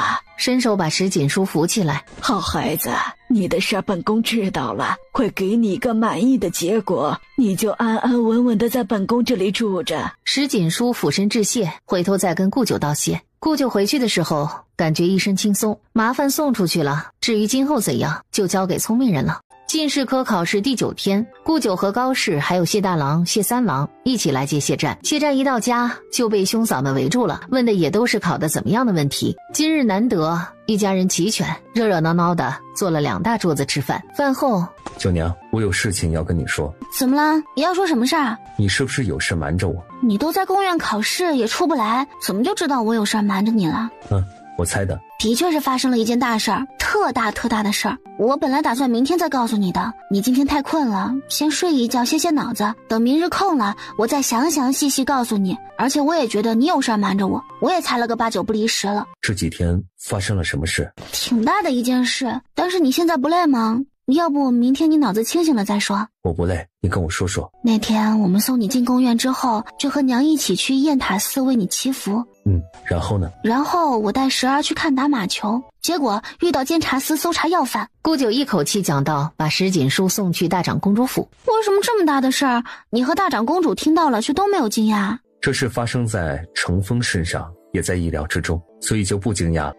跟聪明人说话，你说了半句，他就能猜到10句，好没意思。我们九娘也很聪明，只不过九娘经历过的事太少，没跟太多形形色色的人打交道，没有人生经验，所以才猜不出来。可你也年轻啊，也就比我多吃了几年饭而已。我看的史书多啊，史书上记载了那么多的奇人谋士，他们做过的事迹，学习一遍就能受益无穷。可我家九娘学的是救人之术，不是权谋之术，所以看不懂这些弯弯绕，不是很正常的吗？也是啊，就凭我这么聪明的人，如果学习的都是权谋算计，一定也很厉害。对，就是这个样子。顾九说到这里，就想起大长公主那句话，拼了老命也要给她出气。他把这句话讲给谢战听。谢战，你既然知道我聪明，那你能不能告诉我，大长公主为什么会这么说？九娘，你都猜到了。我又不是傻子，虽然你不说，但你也没有刻意藏起你的马脚，我哪能看不出来？你不就是故意露出来让我慢慢接受的？我不是不想告诉你，我只是有些担心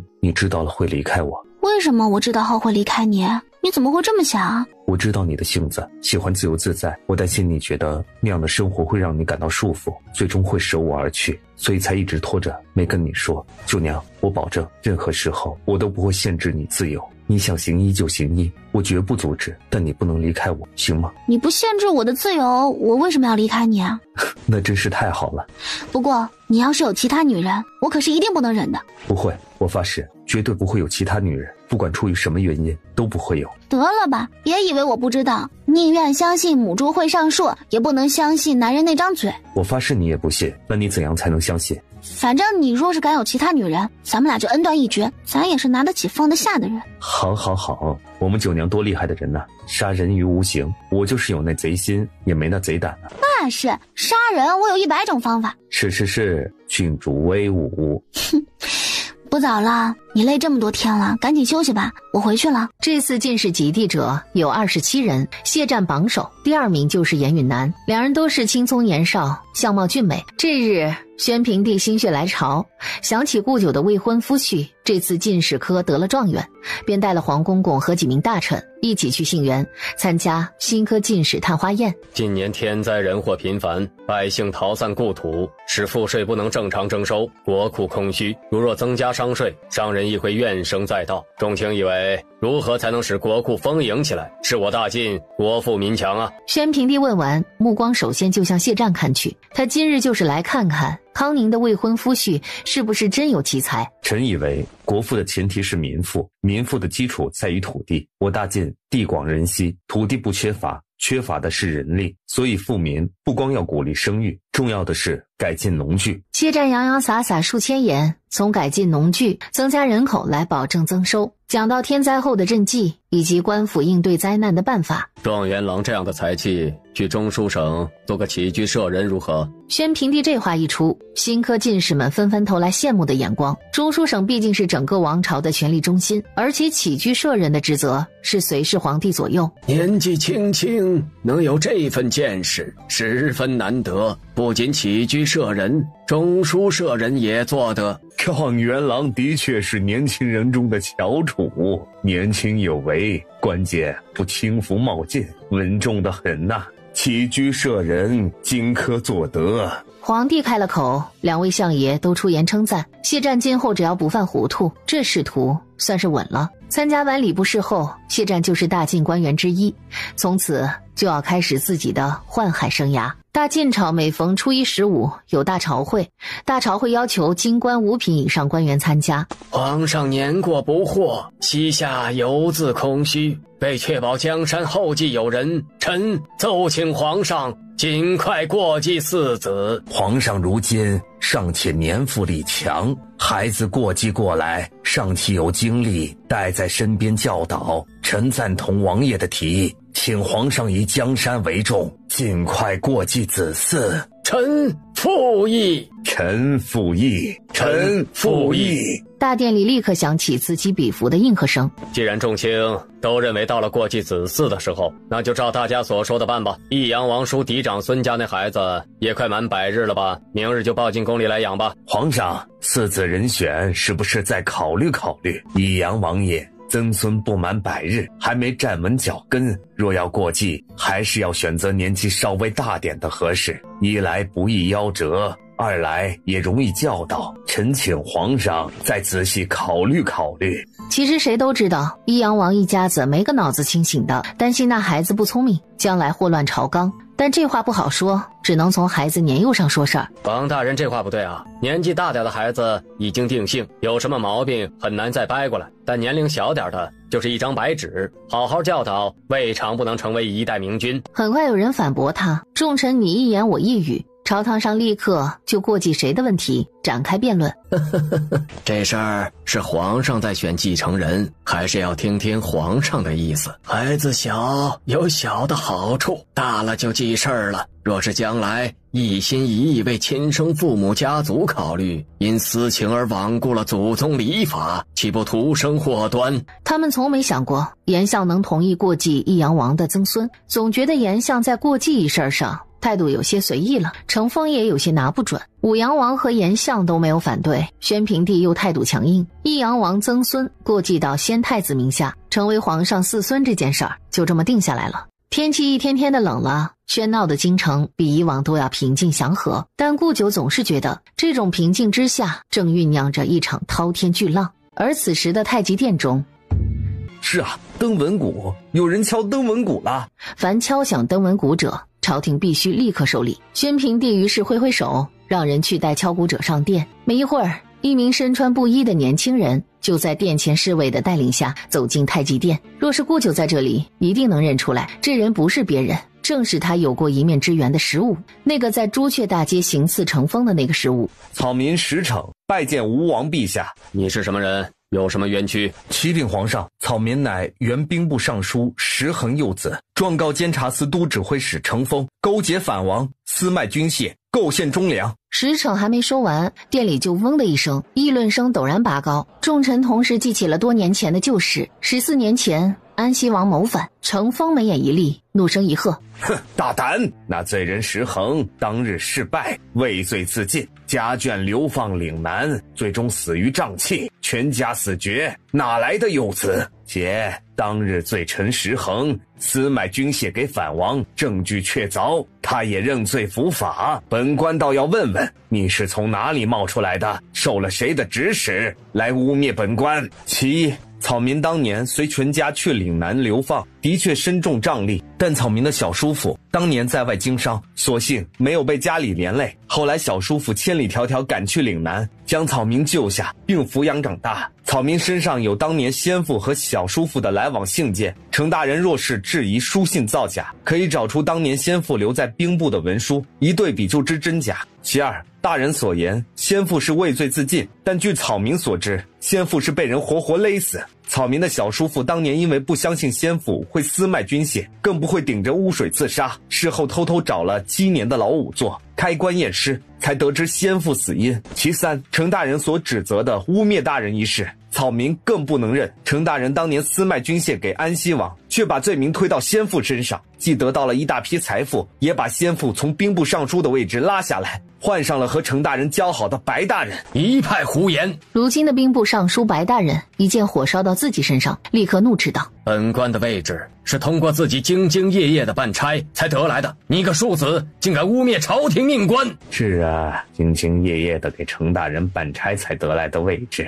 皇上，草民所告句句事实。当年弓弩方令在先父亡故之后，也在家中畏罪自缢，可是他尚有子嗣在世，且方令之子手里有程大人私卖军械的证据。如今当年那个仵作和弓弩方令之子皆在，恳请皇上宣人上殿，重新彻查此事，使先父能沉冤得雪，给那场事中冤死的人一个清白。宣平帝皱皱眉，没有开口，而是看了一眼程峰。事情已经过去了10几年，当年人证物证俱在，如今你一张口就是重新彻查，你以为大晋的官员没事做，天天就为你家的事忙碌？且不说这些，你这身份也还有待查证。石大人家眷早已经死光死绝，张口就说是石大人的儿子，让人如何能信？以本官看来，你就是个包藏祸心的人，拿出这件事做法，想要得到什么不可告人的目的。程大人，这话说的就不对了。哦，程某的话怎么不对？难道刘大人能证明这人是石大人的幼子？至于不是，需要查查才知道。这位石公子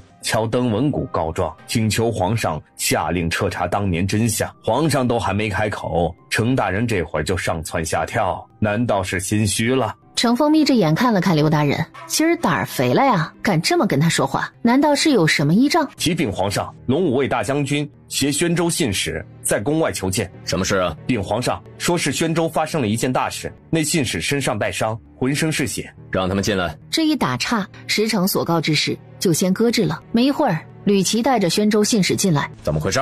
启禀陛下，臣一早在城里巡视，刚好遇到这位信使。信使称，在距金光门30里地的骊山驿，遭到骊山驿丁的攻击，九死一生才跑了出来。后来去进奏院提交折子，哪知进奏院给的茶水中有毒，他抢了折子出来，找到微臣，请微臣护送他入宫求见皇上。宣平帝倒是真有些好奇，这信使送了什么信，居然连番遭遇杀身之祸。启禀皇上，小的是宣州刺史派来送折子的，临行之前，刺史大人叮嘱小的，路上一定要注意安全，特别是在驿站和进奏院，一定要时刻警醒着。为什么？因为宣州发生了一件大事，刺史大人从前年起就开始上奏朝廷，却都石沉大海。从游驿进京的奏折全部都莫名失踪，后来刺史大人又派人亲自送折子入京，却连人都失踪了。程大人猜测奏折和信使的失踪可能和驿站和进奏院两处有关，就格外嘱咐小的一定小心这两处，因此小的时刻提防，才能在骊山驿逃脱。后来在进奏院，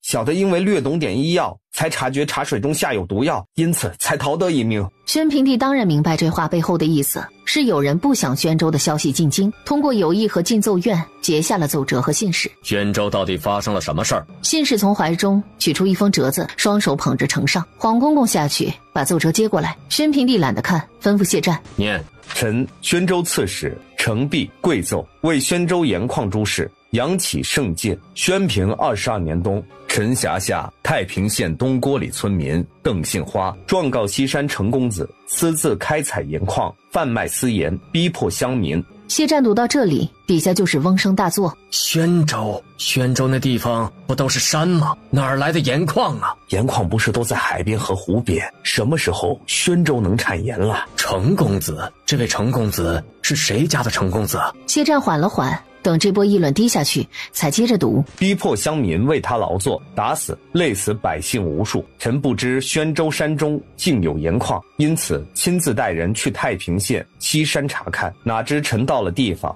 竟被人所阻，无法进山。臣之后派人乔装打扮成百姓，用做工的名义才混进西山，查到西山那边藏有大量盐矿，这些盐矿经过特殊方法提炼，可制精盐无数，质量之佳，比朝廷在各地所设盐矿制出来的精盐尚且好上几分。臣查看宣州境内，发现在宣州这种盐矿比比皆是，数量之多，可供今后数千年开采。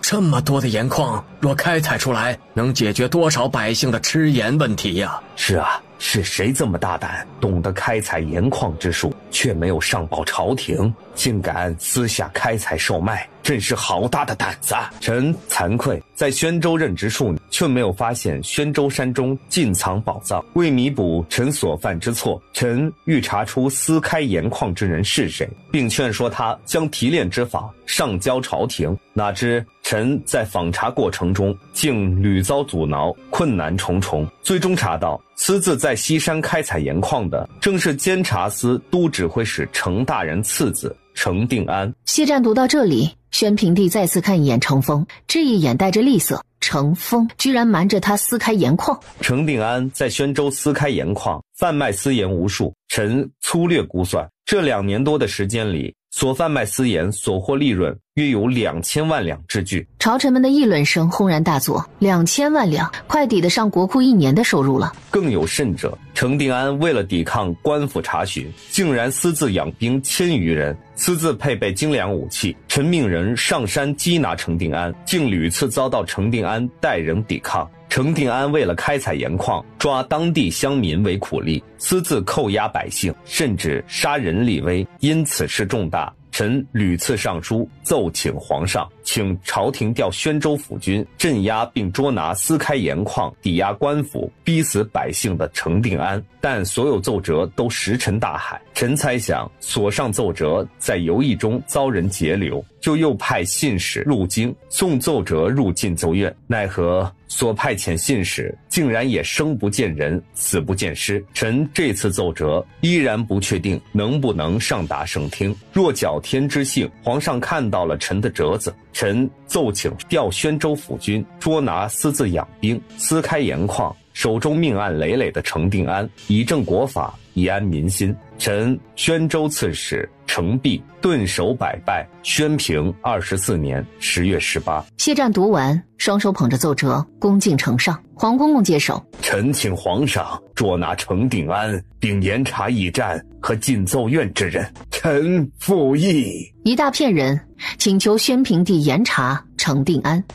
程峰往中间2步，扑通一声跪倒在御前。程爱卿，你可有什么话说？禀皇上，臣冤枉，臣子冤枉啊！你何冤之有？皇上，臣子前年偶然得到了一张提炼盐盐的法子，但姿势体大，消息不确定真假，臣没敢贸然上奏，所以就派次子程定安前去宣州试着提炼盐盐。若是事成，我大晋岂不是又多了一项收入？为防止提盐方子泄露，臣令臣子守好山门，严禁外人进入，哪知却引起了宣州刺史的误会。臣子试炼成功后，原本想尽快将消息上报朝廷，是臣阻止了他。臣次子不学无术，整日无所事事，好不容易有能做点正经事，臣深感欣慰，令他守着那里，建好盐场，替我大晋赚取更多收入。程大人好算计，这么说来，是不是别人在山上发现铁矿，就可以私自开采、私自制造兵器？若有人告发，就说是为朝廷造的就好了。程峰噎了噎，不理会刘大人。臣子这些年所赚之财，尽数在宣州别院中藏着，我程家未敢私用一文，只是因为金额过大，运输途中担心有贼匪抢掠，所以一直没运往京城。臣请皇上派人手去宣州，将银两运送进京，充入国库，还请陛下准许臣子继续留在宣州盐场。臣子这2年经营盐场颇有经验，且对交易的盐商也熟悉，继续管理盐场，对朝廷来说避免了变动所产生的麻烦。谢湛都有些佩服程峰了，这人真的是把皇上的性子摸得十分透了。交出盐场所得，皇上既得了银子，也免去操心，真是一举两得。请问程大人，就算程大人不知道盐提炼是否能成功，所以派儿子去试炼，那么养那么多私兵可是真的？若真像程大人所说，是为了保护提炼法子不至于泄露，大人可以明确告知宣州刺史，请宣州刺史派人保护，这样也避免宣州刺史误会，岂不更好？另外，为什么要截留宣州刺史的奏折，甚至杀信使灭口？驿站是我朝廷传递讯息之处，竟然被程大人所控制。若此时边关急报，葫芦扣关，驿站是不是要经过程大人允许，才能把急报递进京城？若贻误战机，程大人可能担得起？皇上容禀，关于驿站和进奏院之事，臣实在不清楚。或许是宣州刺史发现盐场太晚，担心朝廷责罚，所以才故意搞这么一出，目的是把责任推到臣身上，自己好洗脱罪名。启禀皇上，臣在金光门见到宣州信使之时，金光门程卫郎正打算给宣州信使扣一个贼匪的帽子，私自把他带走。臣觉得不对劲，救下宣州信使后，让下属偷偷回去，看那程门郎搞什么鬼。结果就看到那程门郎悄悄吩咐一个小门吏，不知做什么去，臣的下属就把他打晕了带走。此时那小门吏正在宫门外，臣觉得那小门吏肯定是听从城门郎的吩咐，要去给什么人送信。请问陛下，要不要把人带进来审审？准。没一会儿，那小门吏被人提溜到大殿中。今早在金光门，城门郎让你悄悄去干什么？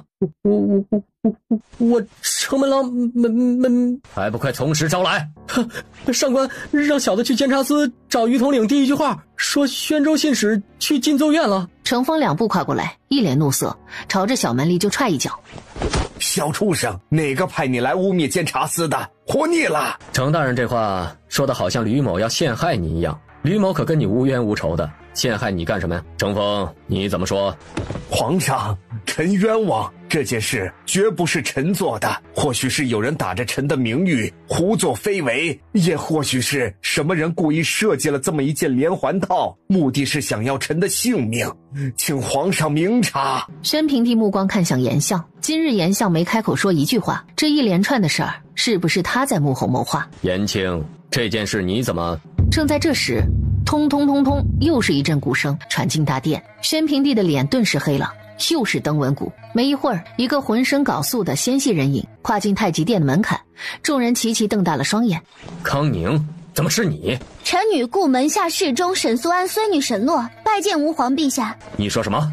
程峰心里一个个噔，康宁郡主竟是沈素安的孙女儿，没有人比他更清楚沈素安是怎么死的。沈相不是辞官回乡了，怎么没听说沈相先去的消息呀？是啊，沈相已故，康宁郡主怎么变成了沈相的孙女了？康宁，你跟朕好好说说，到底是怎么回事？皇上，臣女能起来回话吗？宣平帝无语了一下，抬抬手，顾九顺势站起来。皇上，此事说来话长。宣平21年3月，先祖父新伤长孙惨死。顾九说着，瞥一眼程峰，程峰立刻想到了沈长玉。康宁郡主到京城这么长时间，难道没查沈长玉是怎么死的？如果查了，是不是已经查出来是程川做的？程川是你杀了？乔程大人说的，您家三爷人高马大，常年带着10来个如狼似虎的护从，我一个细胳膊细腿的小姑娘，能伤了您家三爷？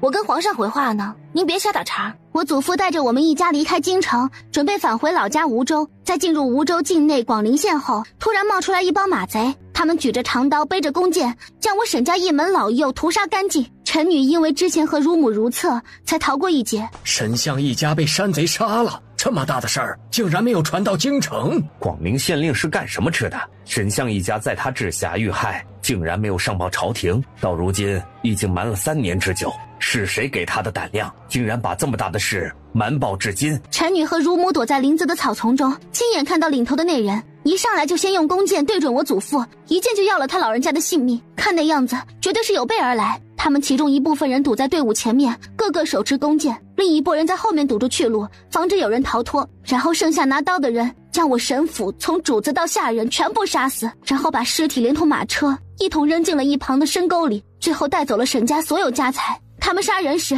臣女记下了领头2人的相貌，以及他们杀人时用的兵器，已经全部画下来了。顾九说着，从怀里掏出几张纸，一一举起来给宣平帝看。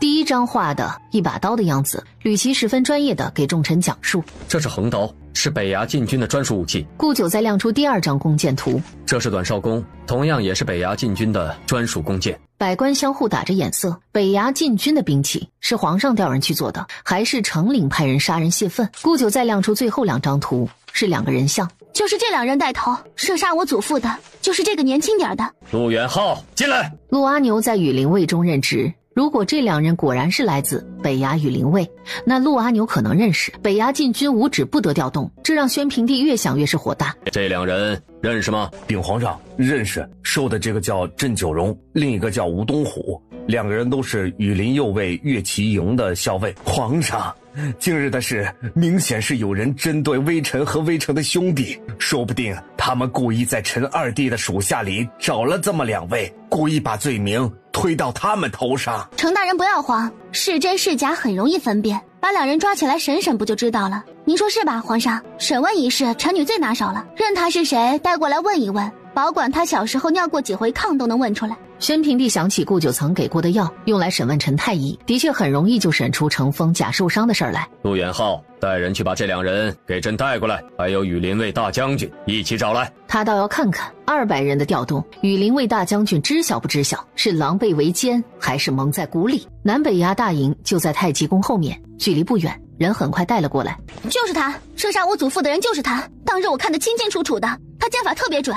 还有这个人，他是左撇子，下手特别狠，一刀一个。2人和羽林卫大将军陈玄一起跪下磕头，刚直起上身，顾九就靠过去，小指甲朝郑九荣一弹，然后退回原来的位置。皇上，您问吧，您问问就知道臣女是不是撒谎了。宣平帝捏捏眉心，给黄公公一个手势。黄公公躬身走下去，问道：郑九荣，你是哪里人士？在哪里做事？我是京城人士，在羽林卫乐旗中任乐旗校尉。简单的2个问题过后，黄公公问到正题：顾门下省侍中沈大人是怎么死的？我和老吴带人杀的。吴东虎额头汗水一下子就冒出来了，急忙趴到地上，双肩忍不住颤抖起来。你们为什么要杀沈相？程统领下的令说沈相骂他们兄弟是屠户庶子，瞧不起他们兄弟，请咱们兄弟替他出气。程统领说沈相做了那么多年的官，肯定家资不菲，我们杀了沈相后，那些财富就都是我们的了。从京城到梧州怎么也有300多里，你们出京办事是怎么瞒住别人的？当然是抽调轮休的兄弟，大家换了便装，依次出城，然后奔袭1天1夜也就够了。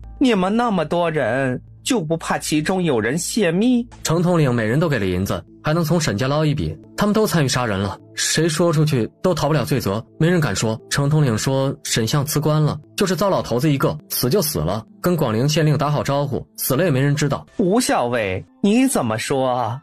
郑九荣今日喝酒喝多了点，胡言乱语。够了，还敢狡辩！张青，这2人你刑部好好审审，看看还做过什么恶事，完了该打打该杀杀。程峰，你还有什么话说？又是一阵登闻鼓响，打断了宣平帝的话。宣平帝望着宫门的方向，脸色难看至极，大臣们也望着宫门的方向，一时间太极殿里一片安静。徐总镖头脸上的胡须特意刮得干干净净，他回来了，就得让大家都知道他回来了。陆铁匠也刮干净了胡子，2人一路走进太极殿，在正中间拜下。草民徐记拜见吾皇陛下。你们，他自然不会不记得徐记，毕竟那是他原配妻子的亲兄长，也不会不记得陆铎。陆铎担任太子左内帅卫帅，是他精心为太子挑选的人。徐记20多年了，你还不死心吗？皇上，草民隐忍20年，不是为了死心，而是要将真相公布于众，让光烈皇后，让先太子可以瞑目。还想要什么结果？人都死了20多年了，该投胎的早投胎去了，还要怎么瞑目？20年而已，就算100年，该有的公道也得还了。时隔20年，你们再来，可是已经查到了谁杀了太子？是主谋是程昭愿，帮凶是杨直和程峰。一派胡言！当年年幼的太子养了一条小狗，这小狗不小心冲撞了程贵妃，导致程贵妃小产。1个月后，太子在东宫被毒蛇咬伤，不幸薨逝。京城寻常百姓家尚且没见毒蛇咬人，而太子却在恭敬森严的东宫被毒蛇咬死。这件事当年都已经说过，东宫外有洛水流过，两岸水草丰茂，藏有蛇虫也说不定。徐记并不搭理他的解释，自顾自说着：何况东宫中伺候的太监宫女一大堆，还有东宫内帅到处巡查，一条毒蛇跑进去居然没发现。东宫里的人难道都是死的？自然不是。当日是草民当值，夜半巡视，发现有一黑衣人前进东宫，草民喝了一声，黑衣人立刻跳墙离开，草民就去追赶，哪知快追上去后，却遭到一群蒙面人的阻拦。领头那人虽然穿着一身夜行衣，但他行动间习惯先晃肩膀，与程大人平日的习惯一模一样。陆铎说着看向程峰，那会儿监察司尚未建立，程大人手中还没有得力的人手，所以只好亲自上阵了，是不是啊，程大人？哼，血口喷人！那些人想杀了草民，可惜功夫不行。草民担心东宫有变，不敢纠缠下去。等返回东宫，担心中了别人调虎离山之计，赶紧派人把东宫检查一遍，却没发现什么异常。那时太子已经歇下，就没敢轻扰，问了内侍，得知一切平安，才放下心来。哪知到了天色蒙蒙亮，就传来太子被毒蛇咬了的消息，草民追悔莫及。猜想贼人调开草民之时，已有高手趁机潜入太子寝宫，把毒蛇放进里面。当日因为草民护卫不力，所以事发后和东宫内侍宫女全都被看管起来，等待问罪。当时大内总管杨直还是长戒令纠察的公正，负责审讯我等。哪知杨直趁人不备，悄悄警告草民，称草民家小都在他们手中，若敢胡言乱语，家小不保。你说这些可是真的？草民绝不敢欺瞒陛下，若有虚言，让草民地下的长子长女永世不得超生。来人，带杨直过来。草民和东宫侍从全被下了大理寺大狱，等待问罪。因为杨直的警告，草民没敢轻易说出当晚的事儿。即便这样，在大理寺关押期间，草民仍旧数次遇险，饭菜被下过毒，狱卒突然偷袭，还有一次被一名黑衣蒙面人刺杀。大理寺大狱，天牢重地，跟个筛子也差不多。可惜当年任大理寺卿的杜老头子早死了，不然可得问问他，真的是一座监狱都管理不好，还是故意纵容某些人？所幸草民功夫还行，人还警醒，总算是保住了小命。过了几日，徐大将军去监牢审问我等，草民才有机会将那晚的事情告诉徐大将军，并拜托他救出家乡。就算证据确凿又怎么样？该不信的人还是不信，不该死的人还是死了。可惜我们家老头胆小，降个爵就被吓怕了，说什么人已经没了，再查下去也没什么意义，不让再追查下去。但我不能不管老路，等我好不容易找到他的家人，看守他们的贼人见势不妙，提刀就杀人。我虽然赶紧去救，也只救下了3岁大的幼子，因为他被母亲死护在身下，才得以保命。事情已经过去了20年还多，要说我们查到了什么确切的证据，能证明就是程昭院、程峰这对兄妹使坏，也不太可能。该被灭的口也早已经投胎了，所幸人还没有死绝，审一审也就知道真相。这时外面有人禀报，来人，带杨直过来。草民和东宫侍从全被下了大理寺大狱，等待问罪。因为杨直的警告，草民没敢轻易说出当晚的事儿。即便这样，在大理寺关押期间，草民仍旧数次遇险，饭菜被下过毒，狱卒突然偷袭，还有一次被一名黑衣蒙面人刺杀。大理寺大狱，天牢重地，跟个筛子也差不多。可惜当年任大理寺卿的杜老头子早死了，不然可得问问他，真的是一座监狱都管理不好，还是故意纵容某些人？所幸草民功夫还行，人还警醒，总算是保住了小命。过了几日，徐大将军去监牢审问我等，草民才有机会将那晚的事情告诉徐大将军，并拜托他救出家乡。就算证据确凿又怎么样？该不信的人还是不信，不该死的人还是死了。可惜我们家老头胆小，降个爵就被吓怕了，说什么人已经没了，再查下去也没什么意义，不让再追查下去。但我不能不管老路，等我好不容易找到他的家人，看守他们的贼人见势不妙，提刀就杀人。我虽然赶紧去救，也只救下了3岁大的幼子，因为他被母亲死护在身下，才得以保命。事情已经过去了20年还多，要说我们查到了什么确切的证据，能证明就是程昭院、程峰这对兄妹使坏，也不太可能。该被灭的口也早已经投胎了，所幸人还没有死绝，审一审也就知道真相。这时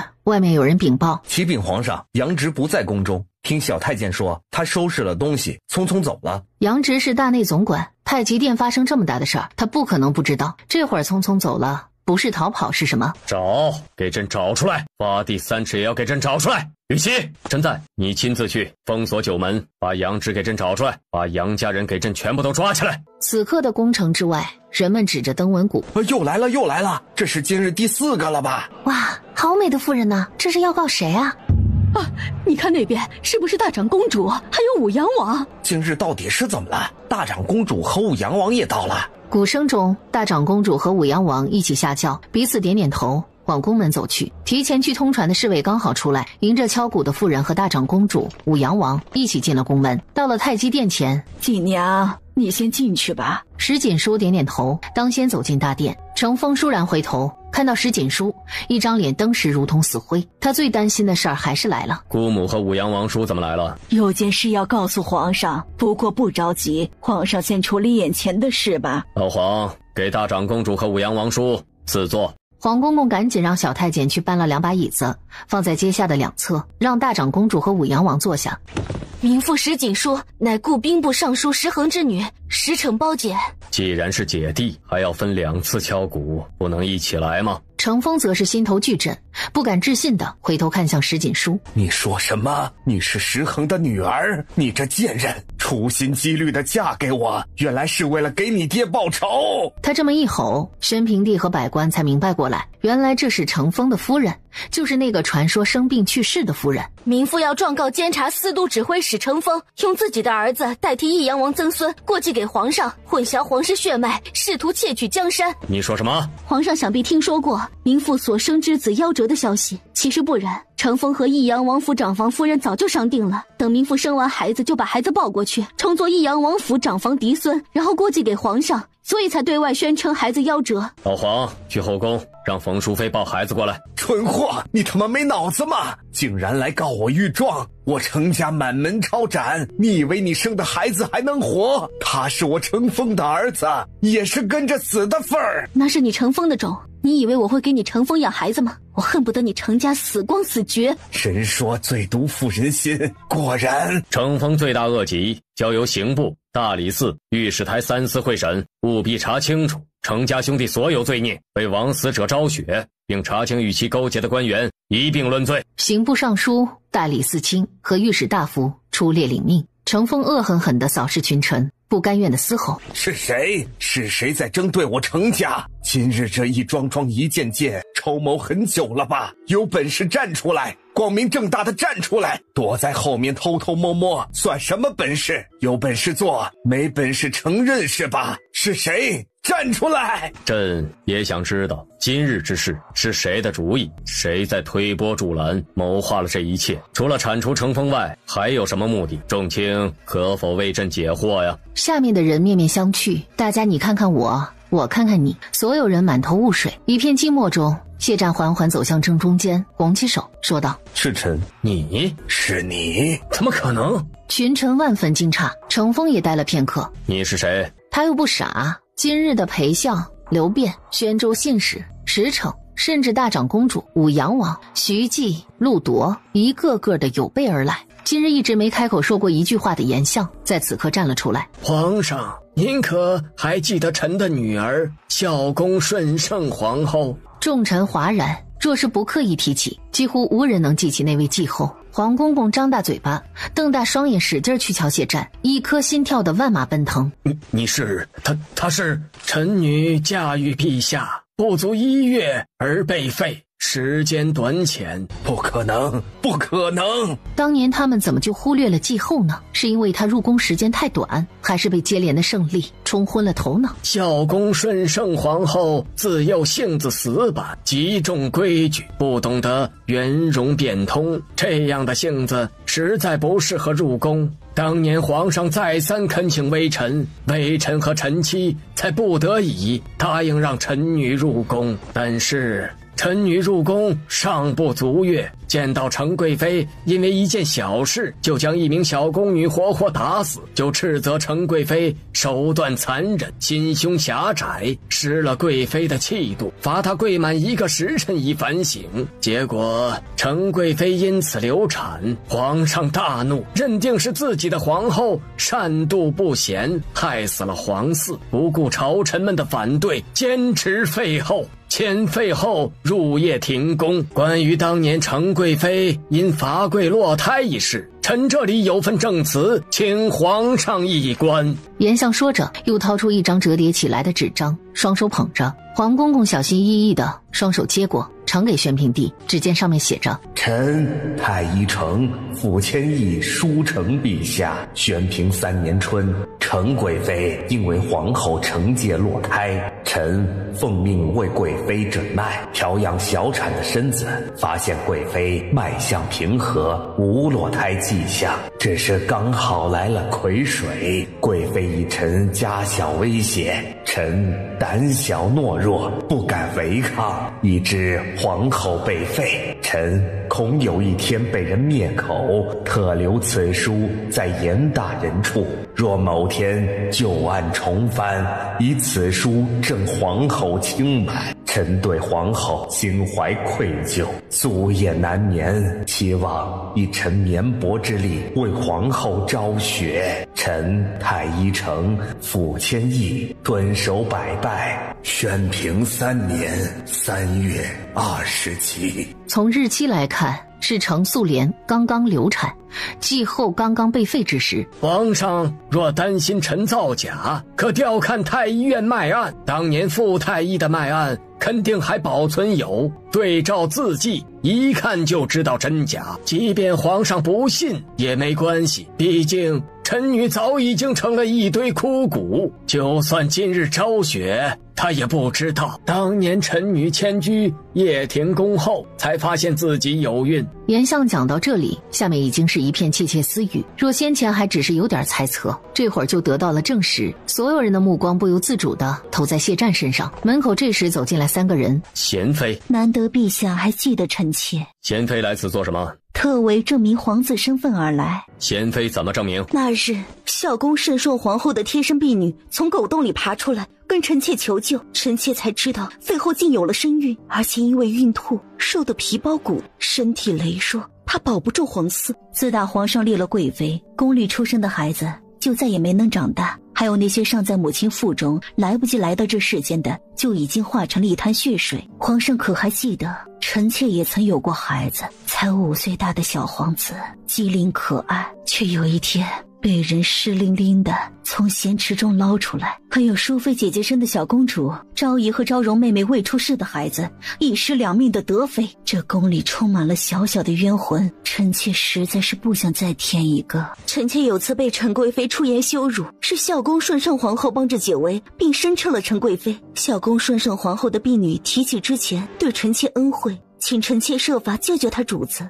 有这2个原因，臣妾没理由不帮，所以臣妾才执意搬进出云安居住。因为那里地处偏僻，而且离孝恭顺圣皇后居住的掖庭东北角很近，方便臣妾就近照顾。臣妾知道傅太医人品端正，就时常称病，借着傅太医看诊的机会，让他钻过掖庭宫墙下特意挖的狗洞，去帮废后调理身子，以便保住腹中胎儿。一直到瓜熟蒂落，傅太医钻过狗洞，帮废后接生，然后把新生的小皇子装进衣箱中带出宫城，并设法通知了严相。这么大的事儿，你们竟敢瞒着朕！陛下觉得臣妾不瞒着您，小皇子还能活下来？宣平帝一时语塞，张嘴又闭上。傅荣娘这会儿往前走2步，在中间跪下。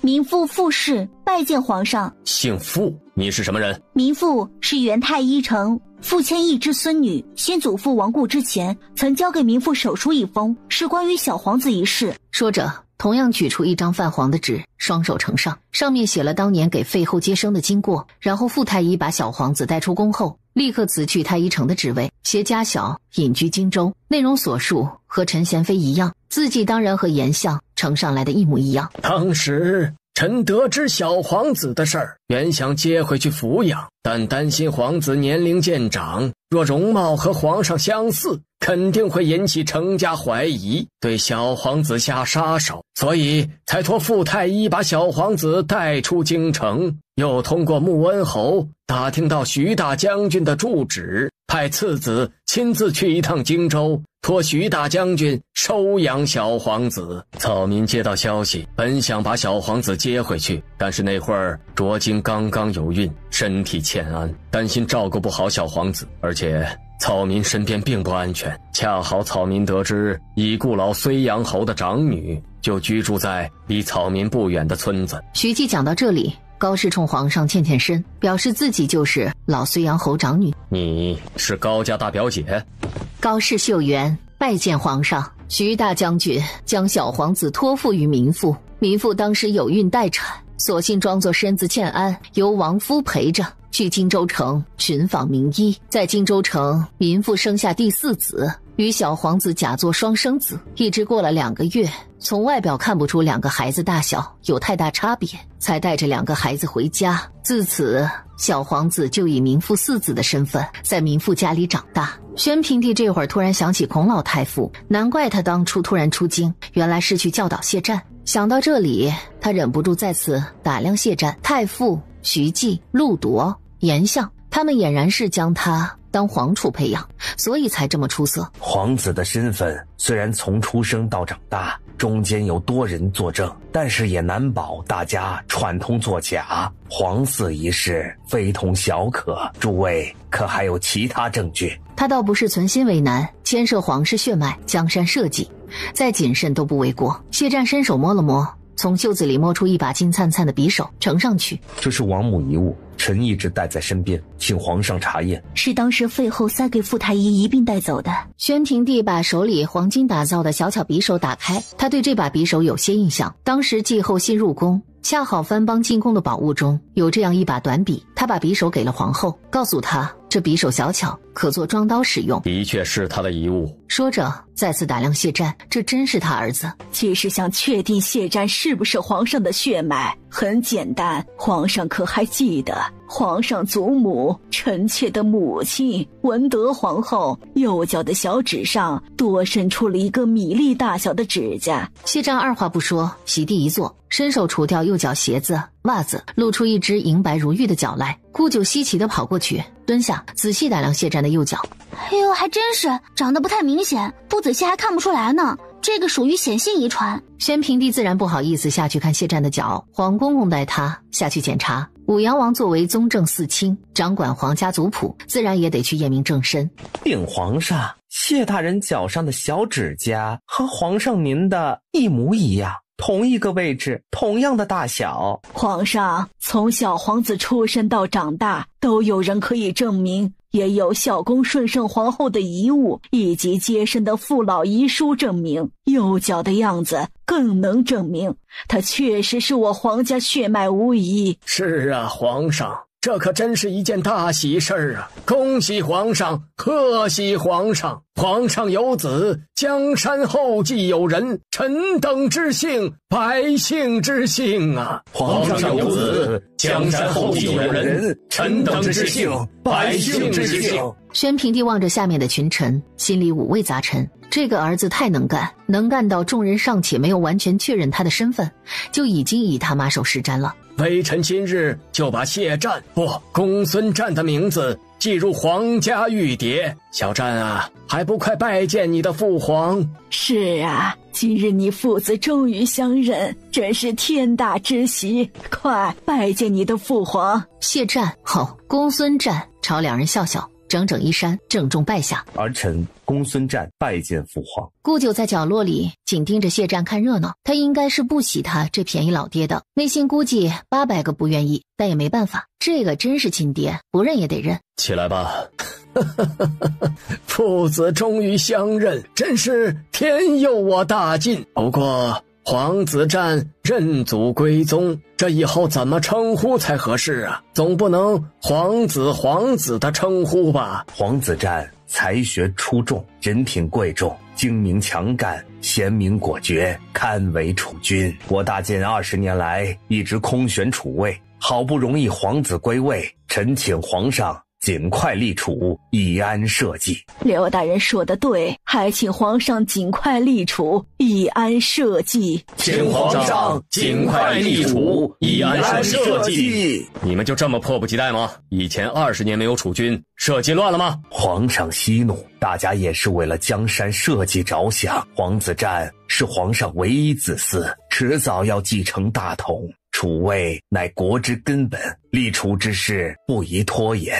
为免朝廷震荡，人心惶惶，还请皇上早下决断。望皇上早下决断。准奏。随着宣平帝的话落，下面响起一阵言不由衷的赞美。皇上圣明，臣等参见太子殿下。众卿平身。宣平帝看他这样子，驾轻就熟得很，好像做了多年太子一样，看着眼黑，站起身往后头走。黄公公赶紧说一声赞朝，然后恳求地望着公孙瓒。太子殿下，近日皇上和殿下相认，殿下能否陪皇上用膳？陛下，程峰连同益阳王府意图混淆皇室血脉，需要尽快问罪益阳王府，还有在宣州的程定安也要遣人手去捉拿，还有程家人需要立刻下狱待审，东宫也需着人收拾，这么多事亟待解决，还需要太子殿下坐镇决断。宣平帝哼一声，哼，这就是嫌他碍事儿了呗。有了储君，他就可有可无了，甩甩袖子，大步往外走。